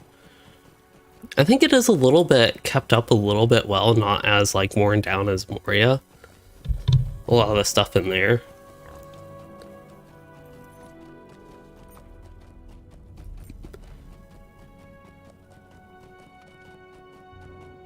Oh yeah, when I think I said actually late 2020. I always assume expansions are supposed to be fall time. So I usually don't even think of, so we actually did go through an instance, but the steed is still working the travel. We are now outside, properly outside. I gate on my war steed. The mobs here, this zone is high level, 139.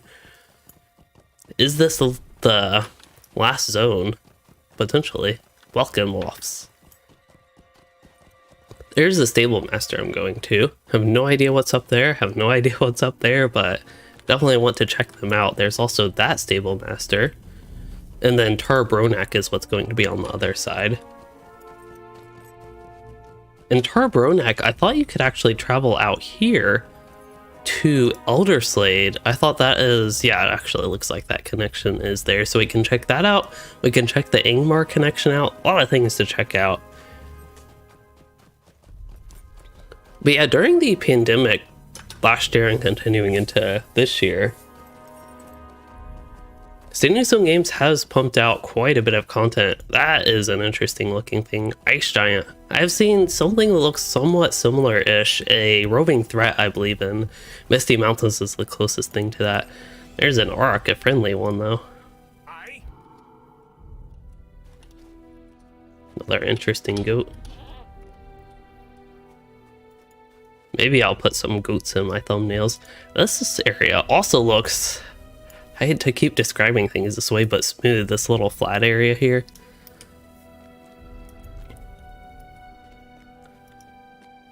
This is... interesting.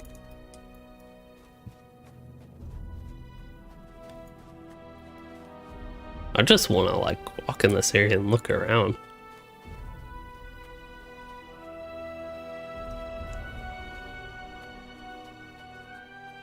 Looks very grand, maybe? This is just a little circle here. This actually looks like if they were to add player housing in Gundabad, I feel like this is... those would be kind of extravagant houses, but maybe this is where it could be. I have no idea what's going on, the purpose of this, what the deal is with this random circle, but it's quite interesting to me at least. We'll see what's at the end here, because it looks like you might be able to travel up and through. Yeah, you can. There's also, yeah, that's where we came, the stable master. But this one looks a little bit different. Looks a little bit special, I suppose. That one, because that actually goes into the mountain, it looks like.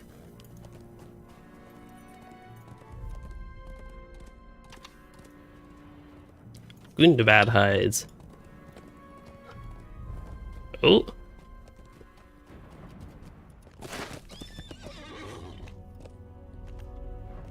Yeah, I don't think there is actually anything here.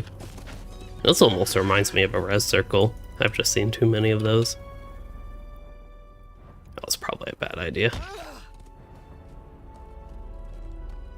believe I have the outfit that matches this. If I wanted to wear that. The only problem with this outfit is I really like... I feel like I can't play Warden without the Warden's Javelin pack anymore. Warden's pack, rather. Okay, so I will see. I think the plan is to see what's up here.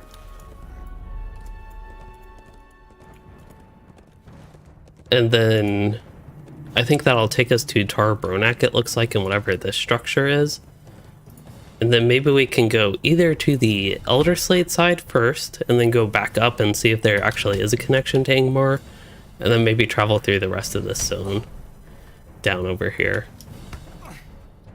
What is attacking me is a hunting Coldrake. There is a Frostgrim, everybody's favorite. There's a regular hill beast that's actually on the outside and not a cave beast. Some of this landscape looks scalable. That's the word to use, right? When you can actually travel it, traverse it, essentially.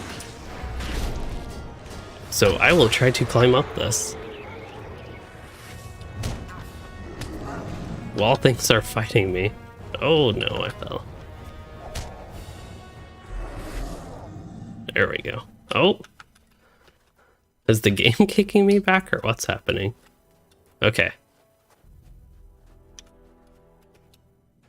I think some of this would be easier on a mount slash horse steed. Now, is this the zone line? Do they actually have the zone line? Yeah, there's a visible zone line.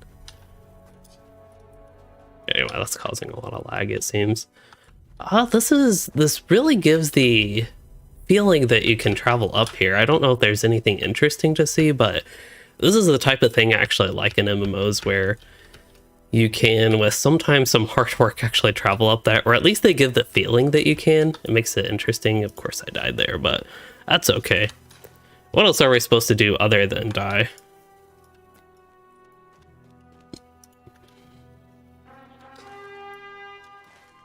This area looks actually a lot more appealing than Elderslade. I know it kind of continues, as like that transition makes it look a little bit similar. Some dead trees here. Oh yes, there is a cat. Finally there and laying down and behaving. It's an unusual sight. That looked like a tornado at first, but it's just a Shadow Grim. Have I seen a Shadow Grim in this game before? I feel like if there was a place that would have them, it would have been actually Minas Morgul. Oh, there's a lot. This zone is pretty big and pretty vertical. It goes way up here and way down there. Some of the insides of Gundabad look quite vertical. This zone itself looks huge and vertical. That looks weird.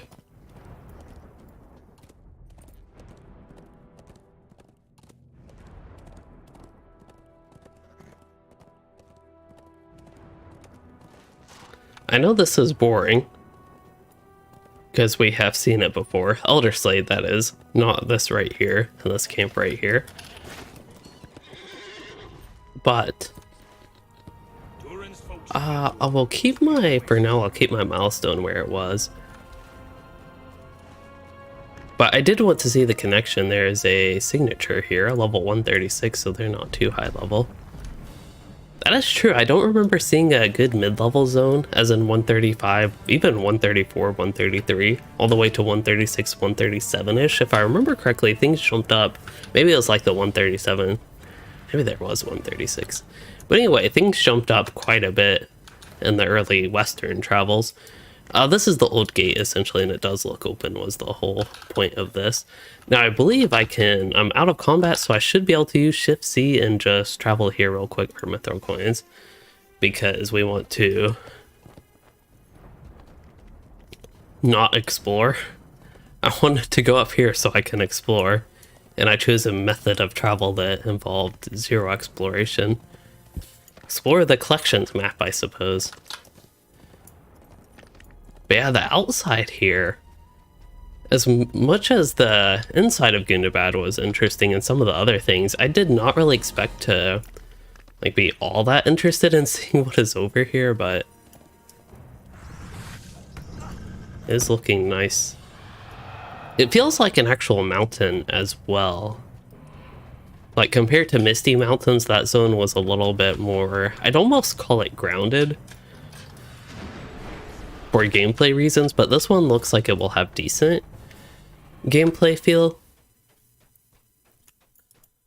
This is a frozen lake. I believe it's what it's supposed to be.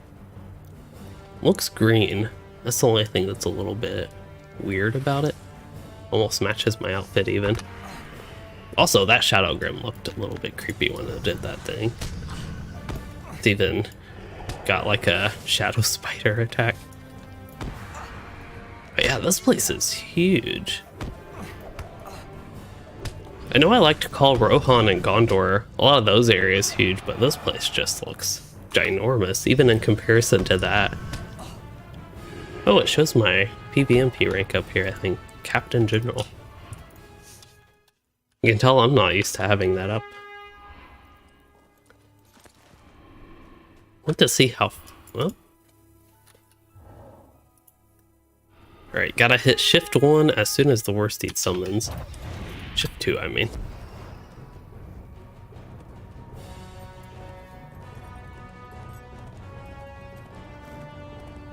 But yeah, there's not too many sights to see along the way. Just general landscape. Everything is a sight here. There's that. I don't think I ever actually went up there, even though I intended to.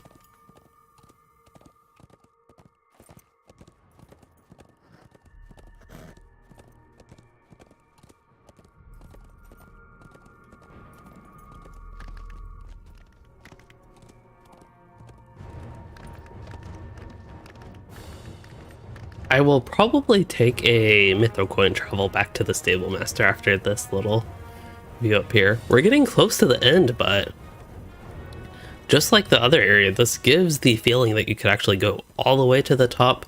Now this one I don't think you quite can. It looks like there's enough verticality that you cannot jump up it. Some of the snow here looks neat. I don't remember snowy areas in LOTRO always looking like that. They have a little foggy type look to it. Not actual fog, but a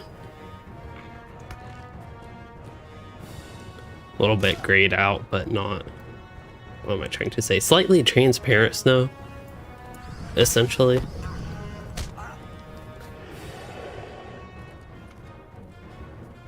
This looks like it would be a great place for a time lapse.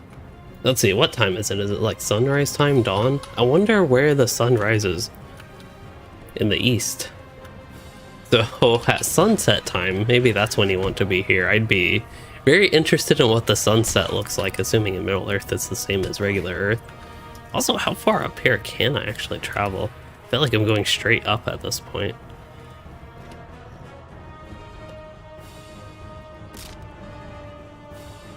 But yeah, if it's sunset time, I will try to remember. It'd be a little bit of a long travel, but come back up here just to see what it ends up looking like. Oh, that's a lot of rams. Alright. I'll jump up that. Nope. Alright. Unless y'all want to see more up here, I'm going to go ahead and do the swift travel. The speedy travel. The Mytho coin travel. Except I have a stone giant chasing me. Actually, not a stone giant. They're a stone shaper giant. A giant that throws stones. Wait, Carbronak? I thought this was Tarbronak. Have I been wrong the entire time when this has been Carbronak?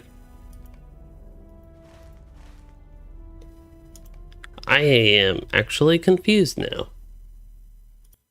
Where is the LOTRO forums? I always thought it was called Tarbronak. That is what I have been calling it. Maybe that C just looked like a T. But also in other texts like the actual developer posted and such, there is Carbronak, yes. Bleak Vale of Carbronak. How about if we go to the LOTRO market, see what Gundabad says, if it actually says it was Tarbronak or Carbronak.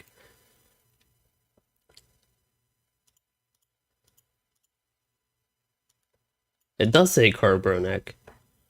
I feel like I'm going crazy. But anyway, this is this area. Pretty neat. As far as traveling, if I have Grummaktath unlocked, I will go there. But I don't believe I do, so we can travel to the one I have discovered and take a steed travel. Maybe? There we go. Yes. And we want to take a steed travel to Grummaktath.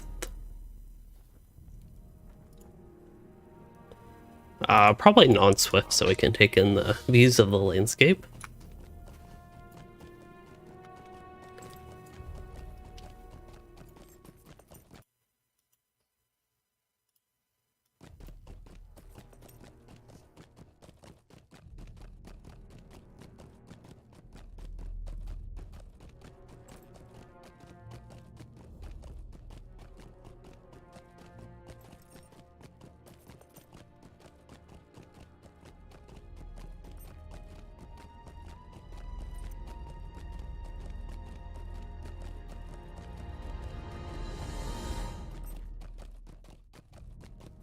I think we traveled up here before somehow.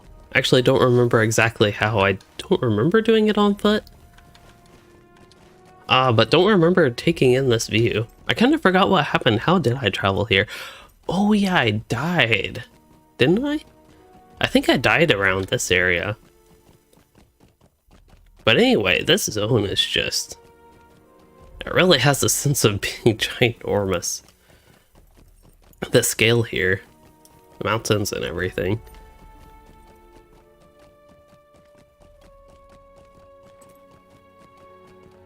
There's an Ingmarum looking building. Which, speaking of Ingmarum, oh, there's some Ingmarum looking buildings. I would love to have those type of houses for player housing. They just look nice. Oh, this is actually where we're going. Well, they're taken over by friendly people.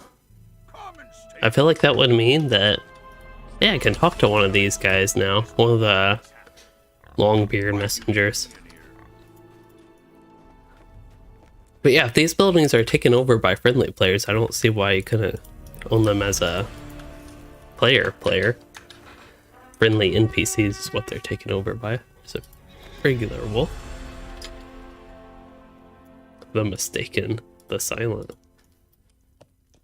Guessing we'll run into them. Will mean more than just the mistaken and the silent. Okay, so now next up on the travel is, I believe, to Ingmar. We'll see if we can actually go to Ingmar. Because based on the map, it looks like you can. But again, I thought that was not intended to be with the release of Gundabad, but maybe it was something they got done early. Or something they just decided they'd go ahead and put it in. Also, before that, there is a feature over here that is a little bit green on the outside. Kind of fitting the theme of the zone, at least over there, a lot of green. Witch Gate. Will this be a raid area? I don't know, the Witch Gate sounds like it'd be an interesting raid name. Also, there are tons of enemies here. Tons of dour hands, really. Huh, I don't know why I would not have expected dour hands. Also, this looks pretty voidish. Darkish. Maybe not a raid because I could go in it. This just takes you to a place I have not actually been. Alright then. Some glowy things in the rocks. I guess that is the connection with this place being more medium level, and why it's not level just all 140.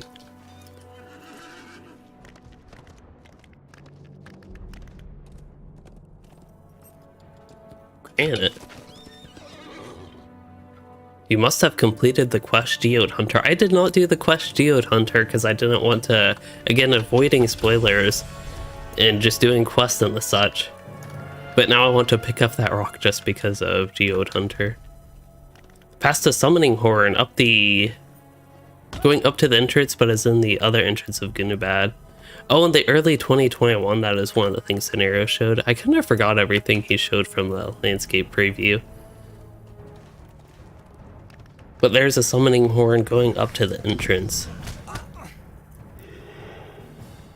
This other entrance...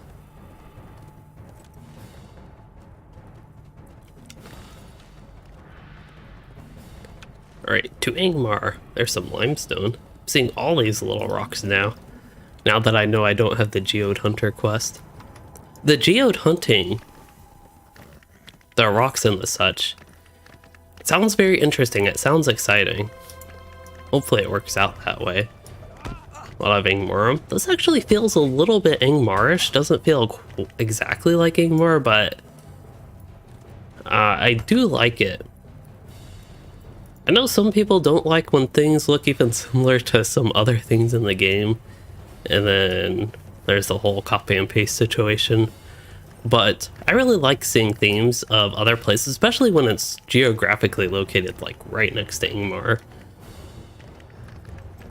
This actually does feel a little bit like Ingmar and connected to it. The landscape itself is different than Ingmar, but got some Ingmar themes with the ground. I haven't been to Ingmar in a while. The trees, some of the dead shrubbery looks like Ingmar. The colors, that is one of the big things, but it's also got its own stuff with like the new snow cover. And a little bit of faded look. I wanted to go up to the northeast actually, but here's the Iron Pass, Balak Iron. But yeah, we'll head to the northeast. We gotta save the Ingmar. Build up the anticipation and suspense for it even more.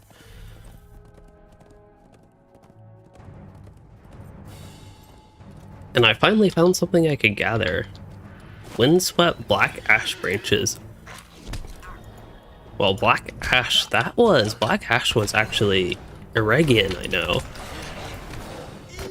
I think it was Black Ash is what it was called.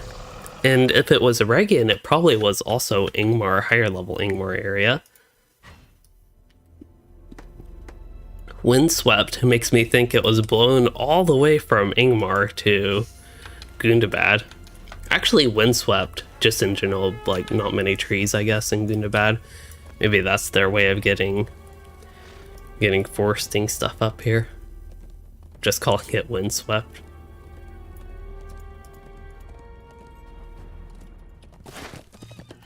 These crows look like they're strategizing something.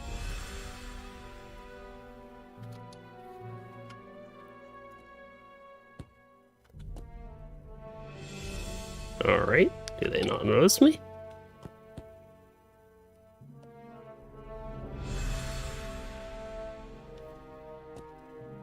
I'm very glad OBS was still recording. Ah yeah, these are actually neutral crows, so I guess as long as I don't disturb them. Nice view of Gundabad once again. It actually looks kind of small from here just because of how expansive and how vast everything is. It makes the mountain look a little bit small, the individual thing there.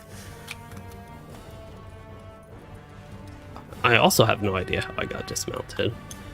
I don't know if I didn't have shift 2 up the, whatever that's called, sacrifice.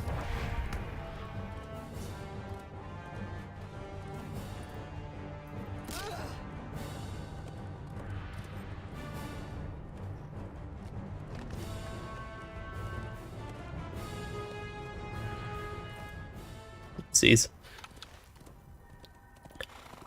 Yeah, Ingmar and then maybe back up here. I forget, there was something I thought in that zone before we actually go up here.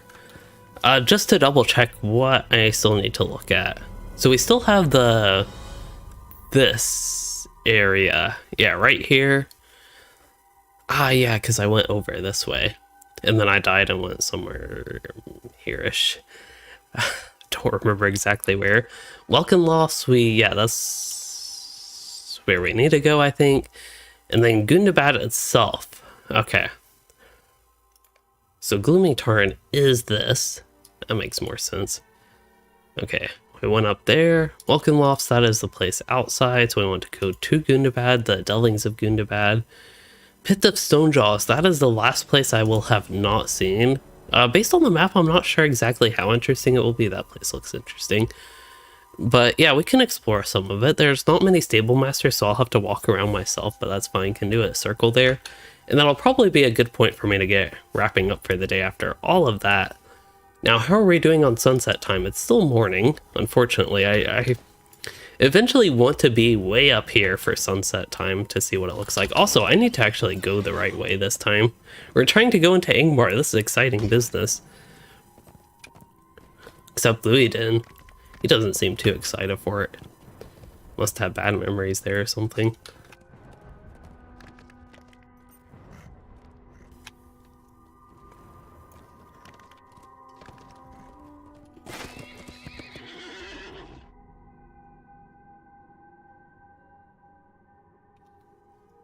There's some basalt. Again, I don't know if you can actually pass into Moria or not. That is what I'm attempting to test. Iron Crown Champion. Oh, there is a portal here. Garn Doom. Nan Girth. This has to be near the... Oh, right here. I was thinking near the rift. I should have gone to Ingmar. I guess in the live server I could and actually see what is up here. Because I don't know how much of this is new. I'm guessing they added a little bit of a pass. I don't know how much of the landscape is new, essentially. Or what they had to carve in here. But yeah, pretty neat. You get a nice view of... I want to say Barad Gularan. I assume that is Barad Gularan. Karn Doom is way back there. The rift, again, is actually more behind these mountains. But yeah, pretty neat. You actually can go to Ingmar, so that is nice. I am happy that there's that connection. And yeah, that is another entrance between Eriador and Robanian. one way up in the north. Based on, yeah, this map, it's kind of around here-ish. Misty Mountains passes over north of Misty Mountains, I guess would be the interpretation of that. Back to Rovanian, the new Rovanian map, which I still like. I really like this Rovanian map, and for people that missed it, the new Rohan map. I am a big fan of both of these.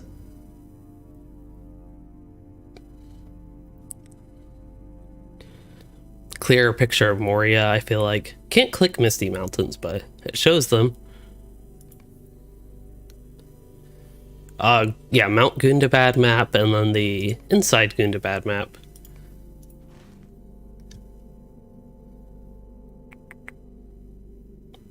And I am way up here.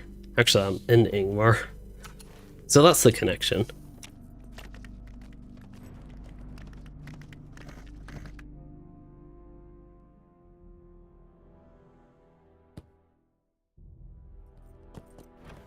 I think it would be fun to have never played LOTRO before and be questing in Ingvar and decide to see a path up that hill, up that mountain, and have no idea what a Gundabad is, and just decide to come here and you're met with a level 135 Iron Crown champion. That would be an interesting experience, I think. But unfortunately, it's not one I will be able to ever have. At least fun to imagine. It is definitely quite the view, Ivan.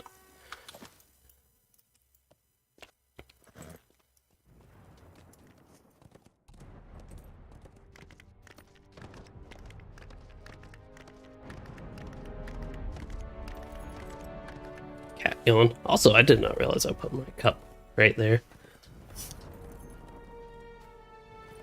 Do we like first person or third person? Sometimes first person's neat, but oftentimes third person is what I prefer. Also in LOTRO, you can't travel first person and go a different direction. It just forces you to move in the first person direction. Also, brawler guides later. I do plan to. Content is probably going to be a little bit slow until my throat gets better, which hopefully it won't be too long. Today is definitely not, I don't think, at least going to help with that, but yeah, any of the stuff I had planned is probably, that is a really cute, I was going to say ram, but it's actually a mini goat. Are there any goat cosmetic pets? There's a way to find out. Because if there are, I actually want one now. Goat. Oh, there are. Yeah, there are tons of goats. I knew there were goats. There's even a teacup goat kid. That is from the Treasure Bugin event, which was going on recently, I think. Maybe? No, that was some other buried treasure event.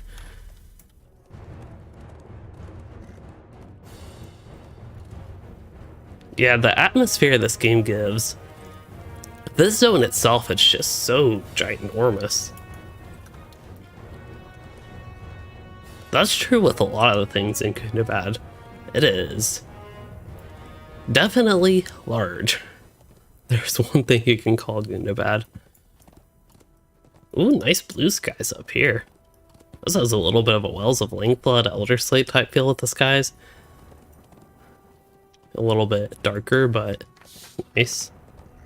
There's the sun. There's the gate that actually borders the two zones, I believe. Actually, we switched zones quite a bit ago. Maybe when the sky shifted, that's probably when I switched zones. So here we're pretty high up in the mountain. It would be really neat. There might even be coordinates for elevation and LOTRO. I don't know if there are. I don't think there are any easily visible sources of elevation data. But it would be really interesting to Alright, I have to try it. I do have to try. Yeah, the game makes you feel small, that can be true. Do I still have my speed boost up? Yeah, 7 seconds, okay. I have to try this again. I don't think I'll make it. Oh, wow.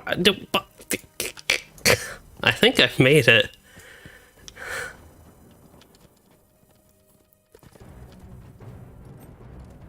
I'm pretty sure I made that, then I just skipped down anyway. This is actually a frozen lake. Okay. frozen lake slash river.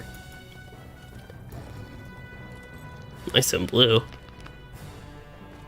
This reminds me a little bit of Misty. Ooh, a rare signature. We gotta deal with him. I also have no idea what knocked me off the war seat. I actually did not do that myself. I don't think I had sacrifice up.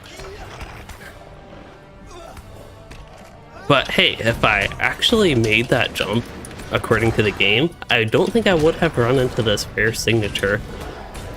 It was very easy to defeat. We got Kinnikark's Fang, starts quest Trophy Hunter, Kinnikark's Fang, to a skilled taxidermist. Housing item? So there's this thing which is not a quest item, Dwarf Made Treasure, but this is a quest. I wonder if there will be a rare hunting thing. Trophy Hunter, new deed, Welkin Lost Beast Slayer. Don't see any other new deeds. Oh, I thought that ram was about to go all the way down. Oh, it turned around. This view. There's so many neat views going on in Gundabad. Let's turn bloody names off. There we go. This just... How do I even describe this?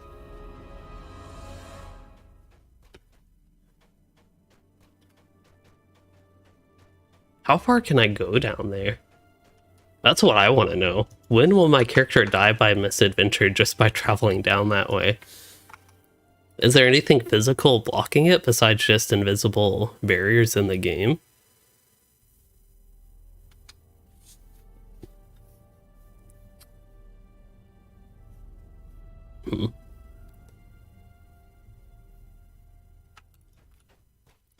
Don't think I've seen any area even like remote. Oh, probably when I jump down. Those are probably the limits of where you can go. That's probably an instant misadventure. How unfortunate.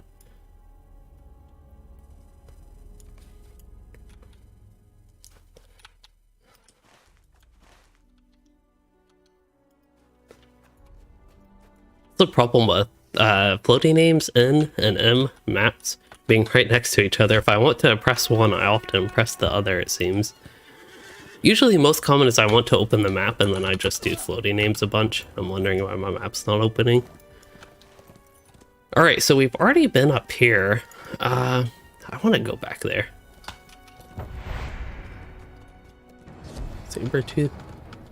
There was a signature I targeted. Snow Pelt Alpha. Yeah, as far as the game lets you, which is not that far. It's like right here.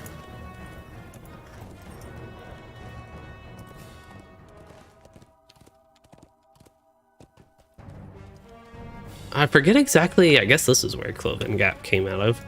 Makes a little bit of sense. There's like some green showing a little bit of a ravine looking thing there. But yeah, that's the Cloven Gap zone. No, I keep running into things. The other place I considered going were these two, since I have not been there. So maybe I'll get one more look. One more look up here. Maybe.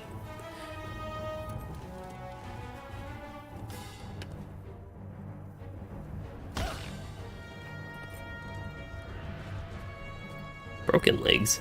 That's okay. Yeah, this is even different from what we had earlier. Some orcs over here. That's a pretty neat view. There's one of those. Ice giants that's a harassed ice giant. Not one you can attack. Oh, this is quite dangerous.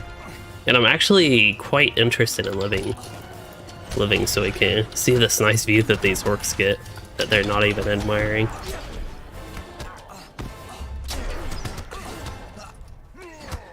I feel like I just need one more. I'll tap even a weak one. I'll space the target. Ah, that is my problem. Mobs do feel kind of weak here. Level 140 stuff. I don't know. I would have to guess they're not done tuning this stuff, but this seems... I know I have level 140 gear and it's kind of strongest gear. I don't have any essences and I have no idea what my stats are. But yeah, my physical master rate is not even really close to 200%. But I also don't have my legendary item. I can actually boost its item level. I can reforge it. And those things were very mow down type things. Oh, got up here. I actually did not expect to get up here. Now, it would be realistic if I just... Okay, before I travel any farther, let's get the view again. Oh, you can see it go down even more to the east? Northeast? Yeah, it's going that way, so that would be like northeast facing up there. So it circles around, whatever is going on here, it circles around like that to Angmar, probably? I guess that's where that eventually...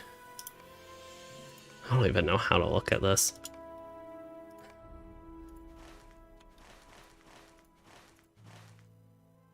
I can't tell anything at all from here, but something like that, very small scale version though.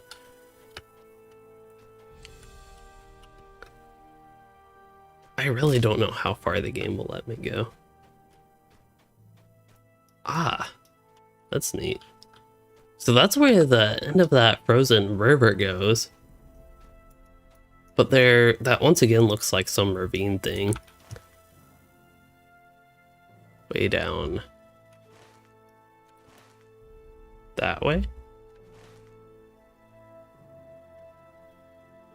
Yeah, it could also turn under the mountain. Let's see, can I travel up here?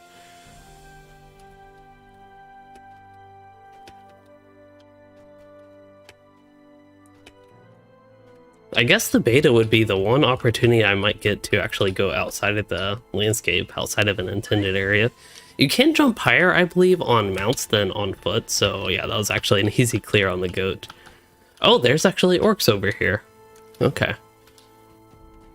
So this is an intended view, definitely. When I turn like this, I'm actually looking off to like the right of the screen, or earlier I was turning to the left to try to get the best view of that as much as I could over that way. But yeah, it looks like I just need to jump up here. I have to be really careful.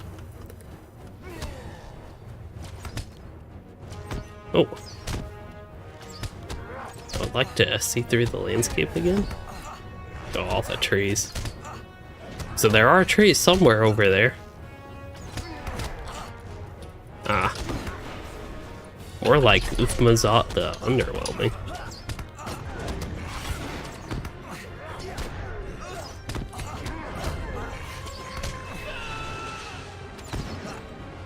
I should at least make him live up to his name. In the full release, this is the beta, so I feel like I can forgive mobs looking like they're tuned for level 130.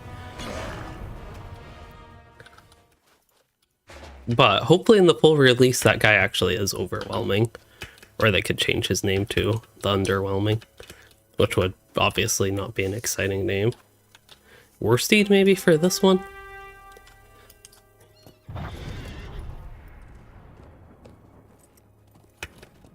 Oh, gotta be really careful on the Worsted, actually. I don't think that was the best idea. I should be able to jump up it by foot, but there seems to be some weird things going on, but maybe the regular goat can. Also don't know why my Worsted decides to skip back, but that is the way the Worsteds work sometimes. Okay, so we can see down the valley a little bit better. At least this part of the valley. We're kind of losing our view to this side of things, which would be... yeah, I don't know, towards Misty Mountains maybe? I can go down here. This is where I'm worried that it would instant kill me, misadventure, but it did not. Ah, there's an invisible wall here. I'm running out of space. I ran out of space. Uh-oh. And there's the misadventure. Now, anything interesting down here? I am traveling quite far. I was hoping I'd keep sliding. Yeah, things turned a little bit foggy down here. View distance had a decent drop. But maybe a strategy is to try to slide as far as you can down the mountain like that when you die, just to see what's down there. But anyway, outside of that exploration, what did I have to do? Oh yeah, I haven't even been up here. Okay. I think it's this one, but I really have no idea. Let's just try it.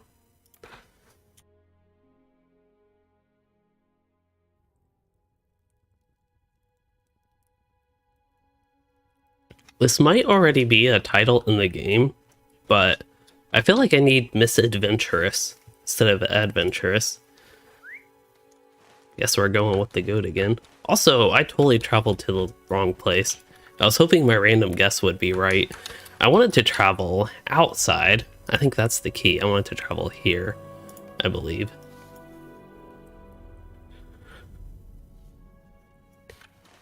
Ah, this one, yes. And then we have the southern place, southwestish place in the southeast. 2 southern places, 1 west, 1 east. Get more of a taste of this zone. Hello, Alexander. Just exploring Gundabad. Currently the almost top of Gundabad. I feel like we're close to the peak. Uh-oh, I forgot to turn on my sacrifice.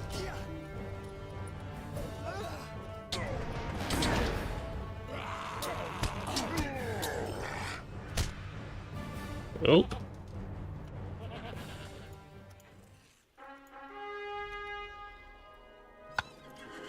There we go. And yes, we get to travel up this way now. Really close to that peak, almost being able to see over that mountain. Yeah, I definitely love seeing the new zones, and with Gundabad, there's a lot of exciting things here. That is also a nice view. I did not expect that nice of a view from over here, like looking this way, but I guess it's this way. That actually makes sense, but still, that is more than I expected. Eventually that connects to probably Misty Mountains area at some point. Maybe those are technically considered a part of the Misty Mountains where we can see just not the zone in the game. Or even maybe beyond that is actually the Misty Mountain zone.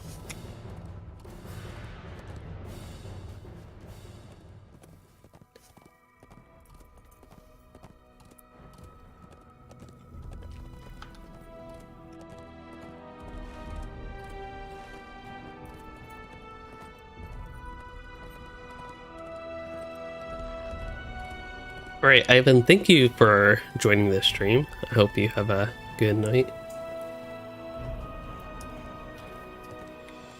This place is quite neat. I know we had a great view earlier, but...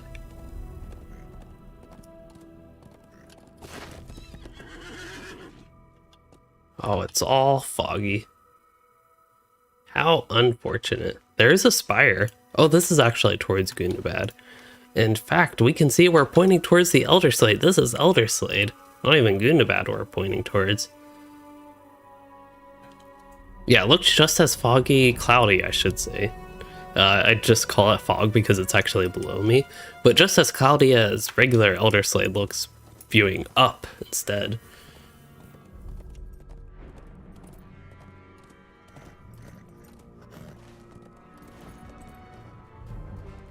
And then should be able to get a nice view, I'm expecting.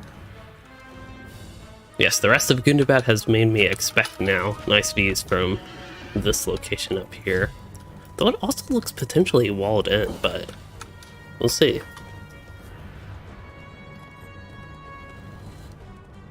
Well, the cat found the chicken broth, which is actually out of it now.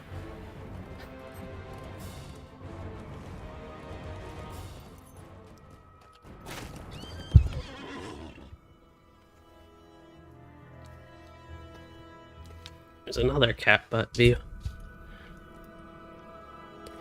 Alright. Anyway, we have some Gundabad views to get to. Oh.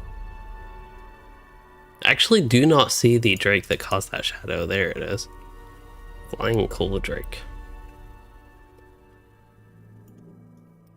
I think it would be interesting just to roam around there, even if they don't have enemies or anything.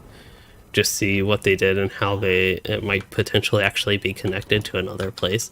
Now this is some dwarves fighting. So actually have some of your dwarves that are fighting for Gundabad up here, it looks like. And then a whole bunch of hobgoblins, orcs.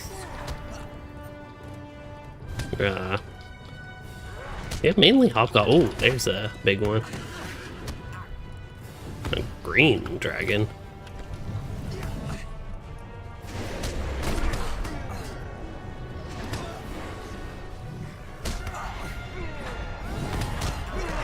Invalid target. I wonder what was with the invalid targets.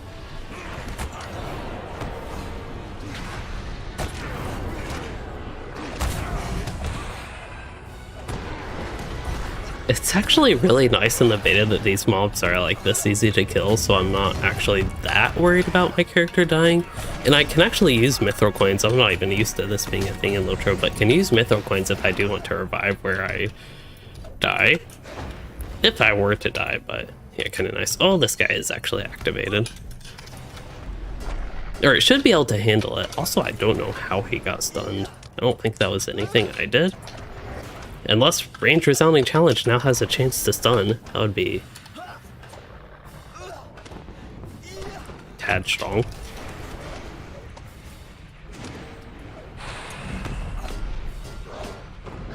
Chilling cold. Let's go into the tornado here.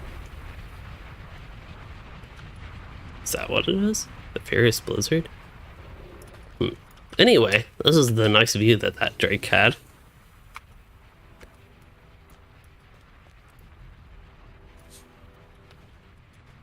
Can jump up here. There is something. I wonder if that's something in the game since there are trees way over there. Let's see, where would that be? That would be pointing towards Wells of Lingflood. Let's go to Wells of Lingflood. I have no idea where that could be in Wells of Lingflood, but I'm guessing that is where that is towards. Somewhere back there is Misty Mountains, I believe, towards that way. So yeah, I think that's as close as you can get to a view of those areas. Alright, since we have traveled the two places out here, in the last zone I had to check was... we have to go to Gundabad, and it is... Stone Jaws. Pit of Stone Jaws. That would be the last one. The Hobbit area in the Wells of Lingflood. Where was the Hobbit area? Would that be this area with the eagle? I don't remember. I did not actually finish all the Wells of Lingflood questing. So if this is the Hobbit area, then I don't remember actually going there. I forgot that was even a place here, looking at it on the map. Yeah, that does seem like it would be a possibility. There's also a weird landscape texture, stretch texture essentially there. Okay, so if this zone has taught me anything, it's that I want to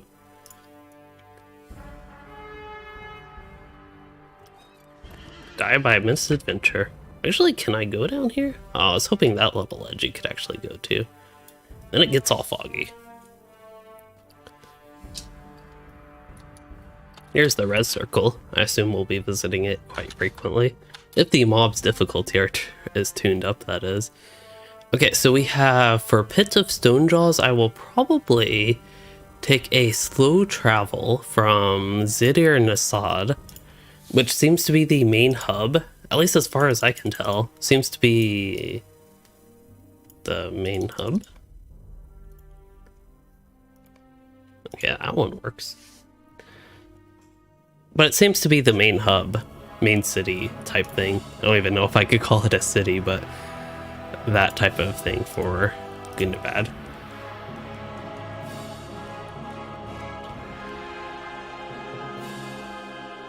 Oh, that is neat. That's actually the area, I believe, where I wanted to go see the sunset.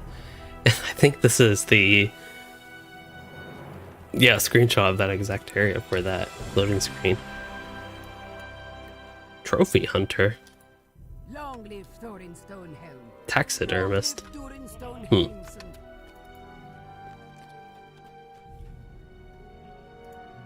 Alright, we can get on a boar for this. So we have to go Pit of Stone Jaws, which looks like it will have little low-level 132 hobgoblins. Now we're back to more Moria-like places. It's still not completely Moria, but being in a mountain, there are bound to be similarities. I'm just happy that Gundabad feels different enough from Moria. Not just the outside places, which I feel like would be the big obvious thing. All the outside places are different than Moria, but even the inside with the colors they use. And there is some neat variety. I wonder why that shows I'm still on my boar, but alright. I'm also having quite a bit of lag between the zones. Just double check these guys don't have anything that all the others don't have, so yeah, that's all the same. Not interested in quests. Dour hands. I used to call them Dour hands, but I believe they're called actually Dour hands.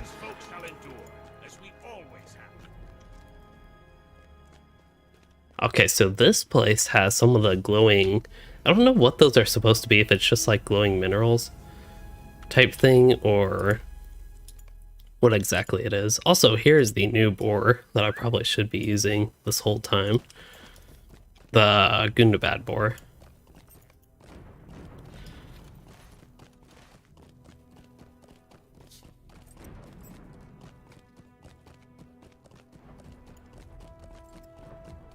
But yeah, while we travel through this last zone, my initial impressions of Gundabad are quite positive. Again, I've mainly been exploring the landscape, not doing much questing, but that is kind of what I planned. I don't want to spoil any of the questing, as I keep repeating, but for people that might have missed it, I don't really want to spoil any of the questing, and I'm not really interested in like working on progressing this character in questing when I just have to do it live, and I want to actually get the progress on this character. So that's not something I want to do in the beta. But exploring the zone and kind of seeing what things look like, that definitely interests me. That statue only has boots.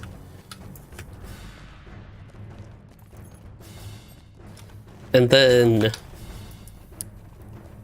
there's also looking at like the gear, the rewards, some things like that. Instances could be interesting to look at, but none of that stuff seems to actually be in the first beta preview, which they only have, again, it's like 3 weeks away from the launch almost. 3, 4, 1, 2, 3. Yeah, 3 weeks about from the launch, actually. The Wednesday, that is 3 weeks from today, November 10th. And this is the first beta. And they don't seem to actually have the rewards in it. Yes, the new level cap is 140, which is what this character is, thanks to skipping in the Isengard Tavern. And the gear this character, there's the new PvMP gear coming in Gundabad. They did have that available for preview.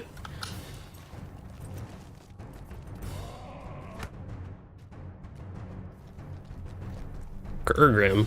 I actually don't remember seeing many Kurgrim before. I think the zone has had more than one though. Want to see this area?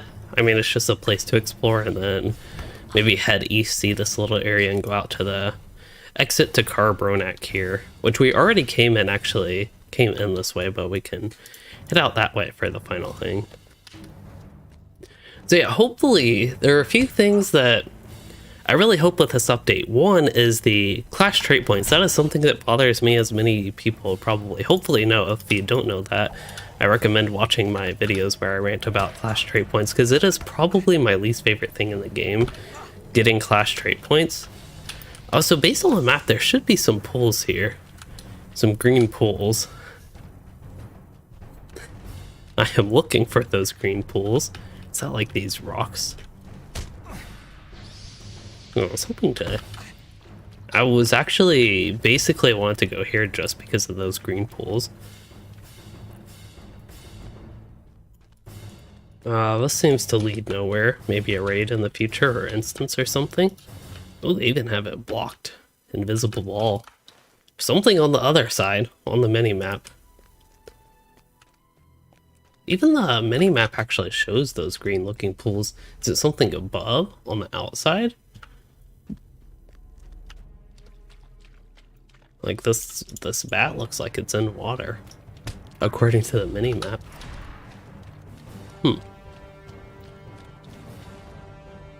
I wonder what the deal is with that. If they initially had... Oh, here's a little pool of water. This one's actually here. I wonder if they meant to have pools of water there or got rid of them or something. Just little ones like this. That's some weird. Not weird in a bad way, but unusual rock formation. Almost looks a little bit... I feel like I should know this a little bit better, what it actually looks like, but... a little bit waterfallish, like it was some flowing rock. Silty mixture, something like that. Alright, where are we headed? East.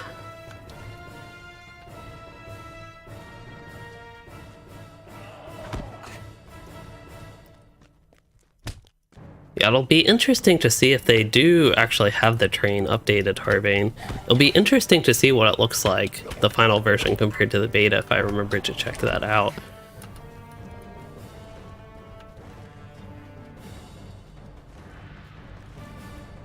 Also, it's kind of weird you couldn't jump up there. Not the biggest fan of that. Hopefully this one, you can jump up. Oh no! Ugh. I get some of the invisible walls they have in LOTRO on things like that, but this one doesn't make much sense to me, unfortunately. Alright, so captains to solo dungeons. Yes, captains can solo dungeons, but in my experience, not till a little bit higher levels. Maybe 50-ish, but I'm not entirely sure. I just know at low levels compared to other classes, they're not quite as good at it. At least they weren't. Let's see, when would I have leveled my captain? They weren't a little over a year ago, maybe a year and a half ago. They weren't that good at low levels. But at higher levels, they're definitely good, and they have a lot of self-heals, and eventually their self-heals can get better.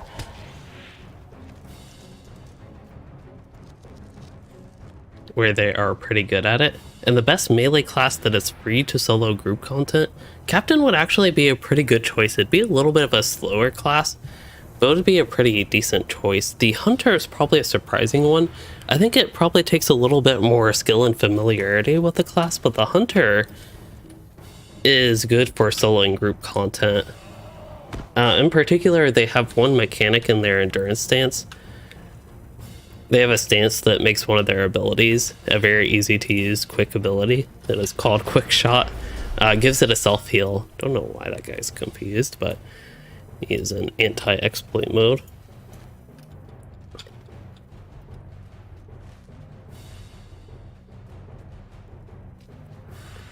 Wow, these mobs are being weird. See, they keep going in anti-exploit mode. Then I travel far enough away.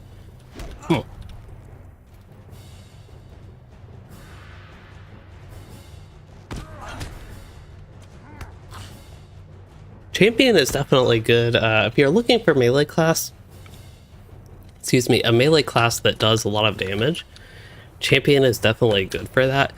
In my experience, it's been a little bit tougher to solo group content on a Champion just because of relative lack of self-heals. They do have bracing attack and I think some cooldowns, and some that either recently got buffed or are getting buffed.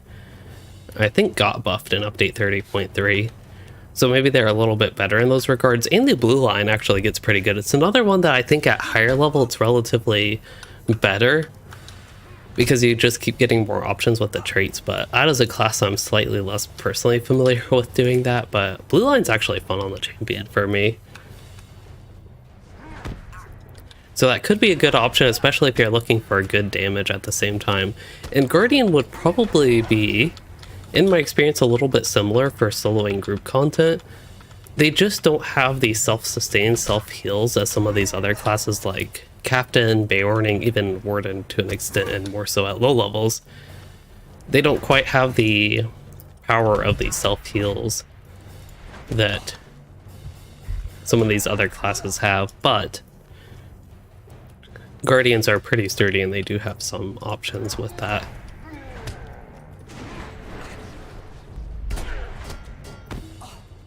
Other burglars. Burglars 1, I just don't play the burglar enough to know too much. Okay, since we've already been up there, that's what it looks like from this view. That's where the Carbronac side. So I will head here, and then probably southeast will be the end goal of this. This is just full of hobgoblins. I don't know, I thought Pit of Stonejaws, I expected turtles. And what are those things? Avanks. I expected Avanks, a lot of them, and maybe some turtles. I did not expect tons and tons of hobgoblins. It's not a bad thing that they're hobgoblins, but that's just not what I initially expected.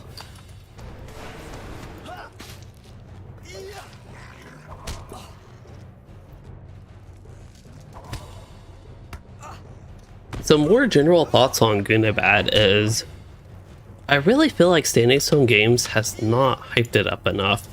They did a pretty good job, I thought, with update 30.3, which was like the Gundabad pre-patch. One thing that I feel like could have helped is actually calling 30.3 the Gundabad pre-patch, like officially calling it that. I feel like that's something in other MMOs that builds excitement when you have the pre-expansion patch that essentially has all the class changes, all the updates and such for the expansion, then they just have to kind of turn the expansion on, so to speak, for the actual expansion release. I feel like just going ahead and officially doing that and having some news around that would have helped. Also, there's a lack of trailers with LOTRO. They seem to like to release trailers either release date of the content or just shortly before it.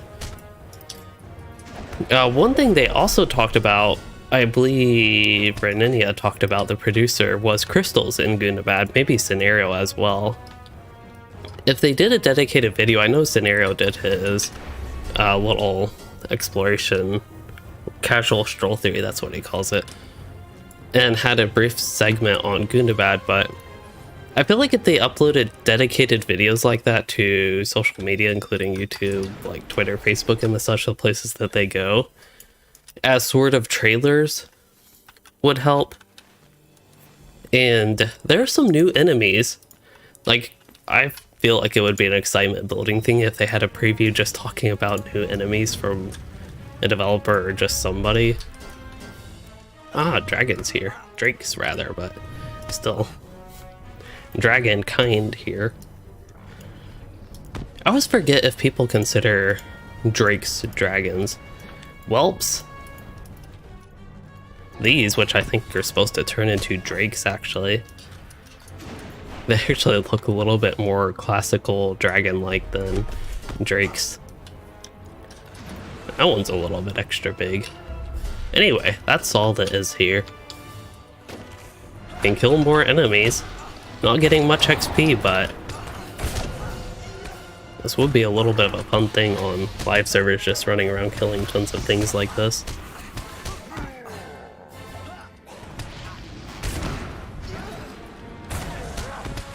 Ah, so Kip and Boring, you're actually in digital marketing, which probably you have some interesting perspectives on what Standing Stone Games could do. I am just a consumer of their product. But doing YouTube content, I feel like, makes me pay attention a little bit more than I would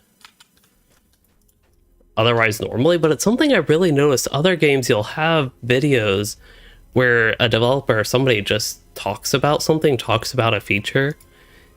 Like, they could talk about a feature of Gundabad, like all the crystals. I already mentioned that being something. They're crystal grims. They could talk about, hey, there are new crystal grim enemies and that type of stuff. Old dungeons and content solo. Some of that you can do solo with any class, actually. A lot of the old stuff, even group content, is a lot easier than it used to be. And if you go over leveled in a lot of the old stuff, then you can definitely solo it with any class. So yeah, class capable of solo, going through content slow, and reading story. Going through content slow, I actually feel like Captain could be good for that. Maybe that would, if you enjoy the gameplay of it at least. They're a little bit of a slower paced class. Maybe a little bit of a relaxing style, and they do have self-heal capabilities, and I think would be an easier option. Might take a minute to grasp all the ways the Captain works, but maybe that's interesting to you. Let's go somewhere. Let's go somewhere interesting. What time is it? Noon. Ooh, that's not quite evening time. I have not discovered that one. I don't know. I haven't been here. Well, I have been here. But just to reconnect back to this place, visit some of my more exciting areas that I have seen. This would not have been it. Yeah, this place, honestly, my very first two places in Gundabad were relatively boring. This one, Glooming Turn. Here, we can even go back there on the slow steed. We already did, I think, essentially this exact travel. Glooming Turn.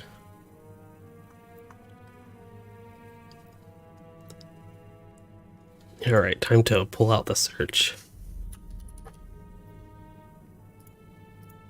Watcher's Roost, that makes sense.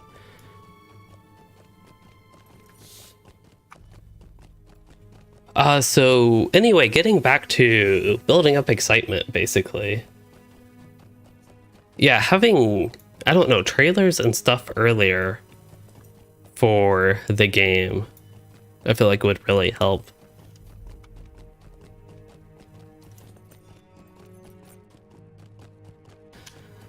So anyway, Kevin, to get back to your comment, you said you've been wanting to reach out to Standing Stone Games and go over their digital marketing. So yeah. And as Harvane said, if they had a... Okay, thought I might have been muted for a moment. If they had a This is Gundabad trailer just showing off like each new region with 20 seconds of combat for a key spot, that would also be interesting. They could, yeah, have like each zone, something to show there, even if it's a brief clip. Just something exciting. I would not turn down payment from Standing Stone Games to make patch or expansion videos.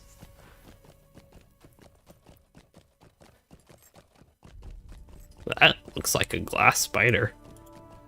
It is a glass spider. I did not know that was actually a thing.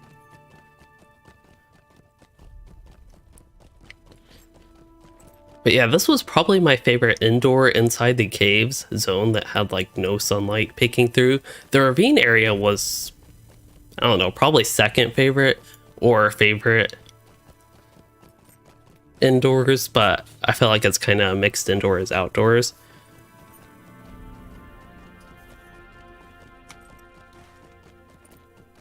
I haven't been up there. I feel the need to actually explore that. So that will be the last thing I do, actually. Unless it's sunset time. If this takes till sunset time, then we will be the sunset.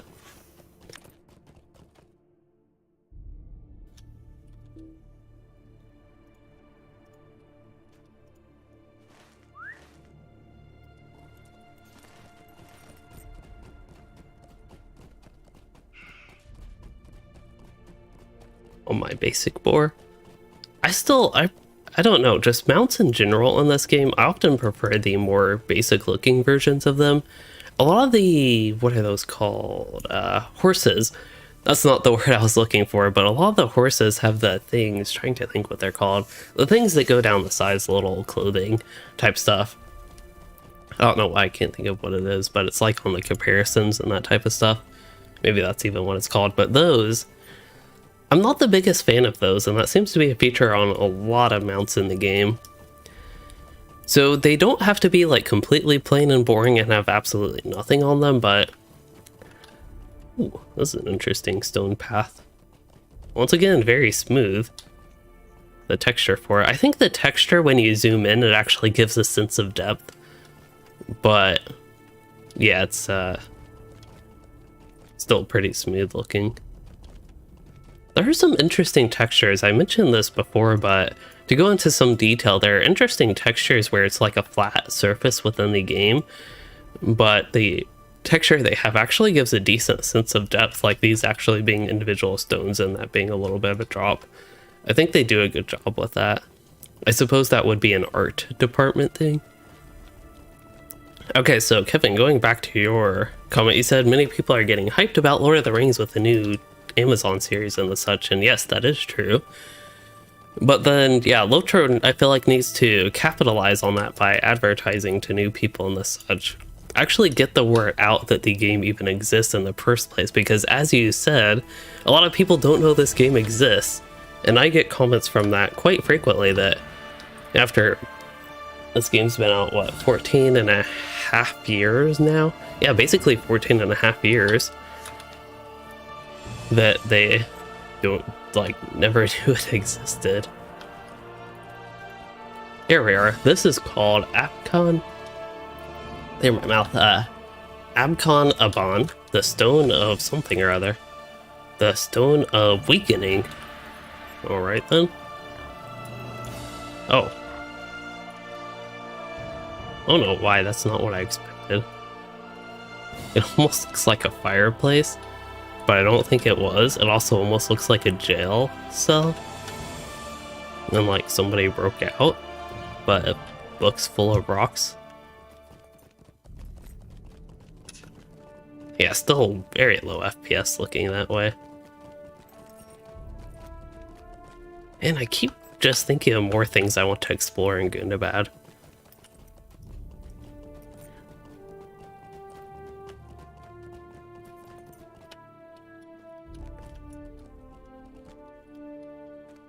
Oh. It'd be fun if there were a jumping puzzle, or a jumping challenge. I don't know so much a jumping puzzle, but if they had a quest somewhere with these things as a jump to some item, I think that would be pretty fun.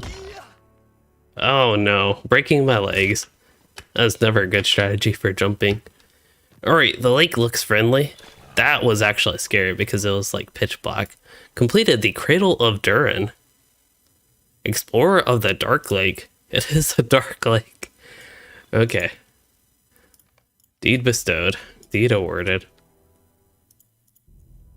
Oh, I have just explored Glooming Tarn in great detail. Really? You had to explore like 4 places? Eh. Hey, there's a campfire there. Alright. This makes me think of Foundations of Stone, I think it is. And how having, yeah, Tower of Eowyrth. Jumping in LOTRO can often be laggy, so it's a little bit annoying, but I feel like stone pillars like this could be a little bit more interesting than the Tower of Eowyrth. As long as it's not like a daily thing, like the Tower of Eowyrth. Oh, war steed for jumping. That would actually be fun for me. If y'all watch me in Minas Tirith and the such, I like using my war steed just because it's entertaining. Trying to zoom through that place as fast as possible. Speaking of zooming through, you can use movement speed buffs to swim faster, and you can even jump in water to swim faster. For anybody that did not know. So I was going the slow way. Alright, let's see what's over here. Influence Goblin. Influenced by who? I think it actually is whom. Does this go to a different zone? Den of Puglok. It's green on the other side. Alright, goblins. Oh, well, they netted me here anyway. It is an instance. We found one. Where is the instance? We found an instance, but it doesn't exist. It looks like an interesting environment, and my first thought is actually a WoW instance that is totally unrelated. The Underbog, I think. Or the Slave Pins, either of those. I don't know why it reminds me of that, but it kind of does. Just the barely what I can see on the inside, even though it's not even that close. Anyway, that's probably not too exciting to see me try to get into that, because I don't think I can. New characters can get war steeds. War steeds and bridles are a separate thing, I think. I don't think there's any need to equip a bridle to actually get the war steed, but the bridle just gives some nice bonuses. I don't even think this character has one, to be honest. Yeah, this character doesn't even have a bridle. Especially while leveling, you can get some really nice fury bonus damage from the bridles, which for certain classes, I know that Champion, from not personally playing it, but from a friend who played Champion through that, the bridle really helped with their fury bonus and potentially one-shotting mobs. Might be similar for Guardian, which I still think it's crazy. In my experience, the strongest class I have played on a war steed is Guardian, just because it basically one-shots everything, and I assume fury helps at least a little bit with that. But yeah, Guardian does tons of damage on the war steed, and I don't really get it. especially compared to Runekeeper and Warden, they do a ton more. And again, in my experience playing the other classes, which has been a lot more limited, they just do the most damage because they just one-shot normal mobs. And that is true even without a good bridle. Actually, I should point out my Guardian does not have a good bridle. And for some reason, compared to a character who had a high-level ranked-up bridle, it did a lot more damage. Yeah, this place is neat.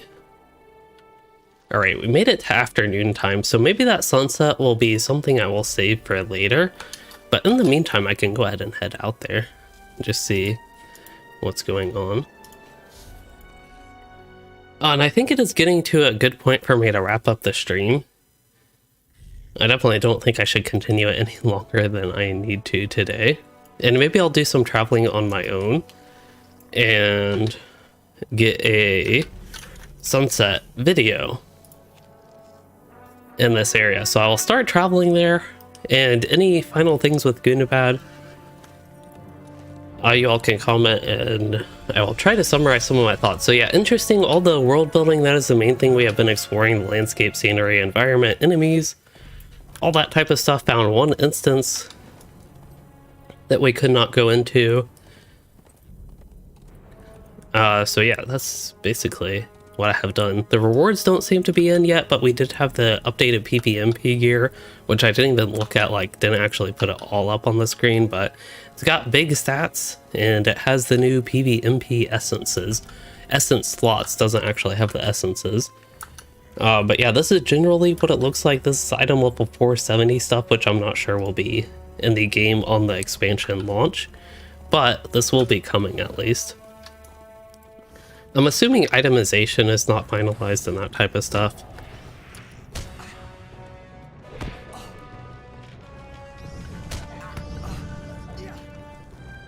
How did this happen earlier? This seems very familiar. I either did not activate sacrifice, which is the most likely cause of this, or they break through it, which is unlikely. Yeah, the role building here is quite crazy. Maybe I'll try to make a video on it and mash up a bunch of the clips I've gotten today.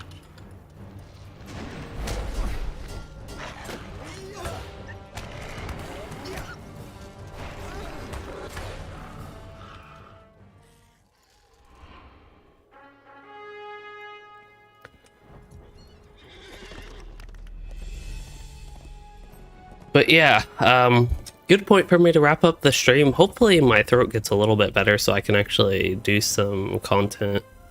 Because I don't think, hopefully it wasn't too annoying. I feel like my voice, to me at least, sounds weird. So hopefully it wasn't too annoying to you all. And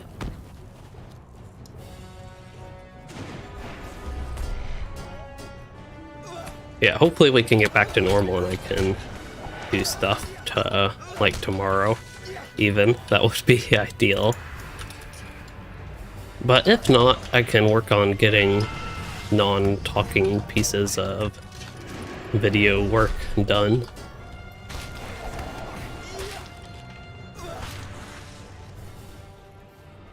Ooh, yeah, this is a great expansion if you like dwarves. I know somebody in my kin, actually, kin leader Jimmy, he plays dwarves and is really excited, even though on Anor, which is the server we play on, he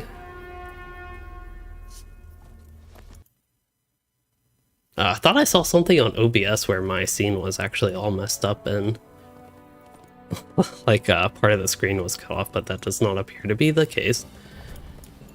I think he's really excited to eventually get to Gundabad, especially again on the Anor server. There's definitely interesting things here. I just hope the questing content is fun. I hope the clash trait points, they have a bunch of sources of that, as I see they're increasing the cap by 3, and that's just an annoying thing to me. And it is nice to be able to use more trait points, I will admit. It's just more so the sources of trait points that is really annoying. Otherwise, I think that's about it. There's also some pretty good music I can't always hear it that well, especially when I am talking and such, which is quite frequently during streams, but there's some nice music to go along with Gundabad. Some epic sounding music is how I describe it. The first step into Gundabad, they had a nice track playing, as far as I could tell. It felt grand, like the actual area. Okay, so I will... Ooh, treasure cache. Well, here's a treasure cache. I'm actually interested in what it has.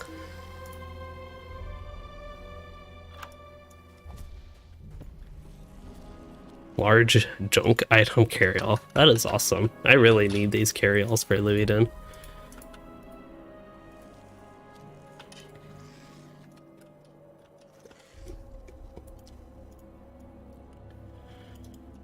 But yeah, good point to go ahead and wrap up the stream. So as far as the stream goes, I hope you all have enjoyed seeing Gundabad and all the exploration I have done. Again, trying to avoid content spoilers more so in like quest and story.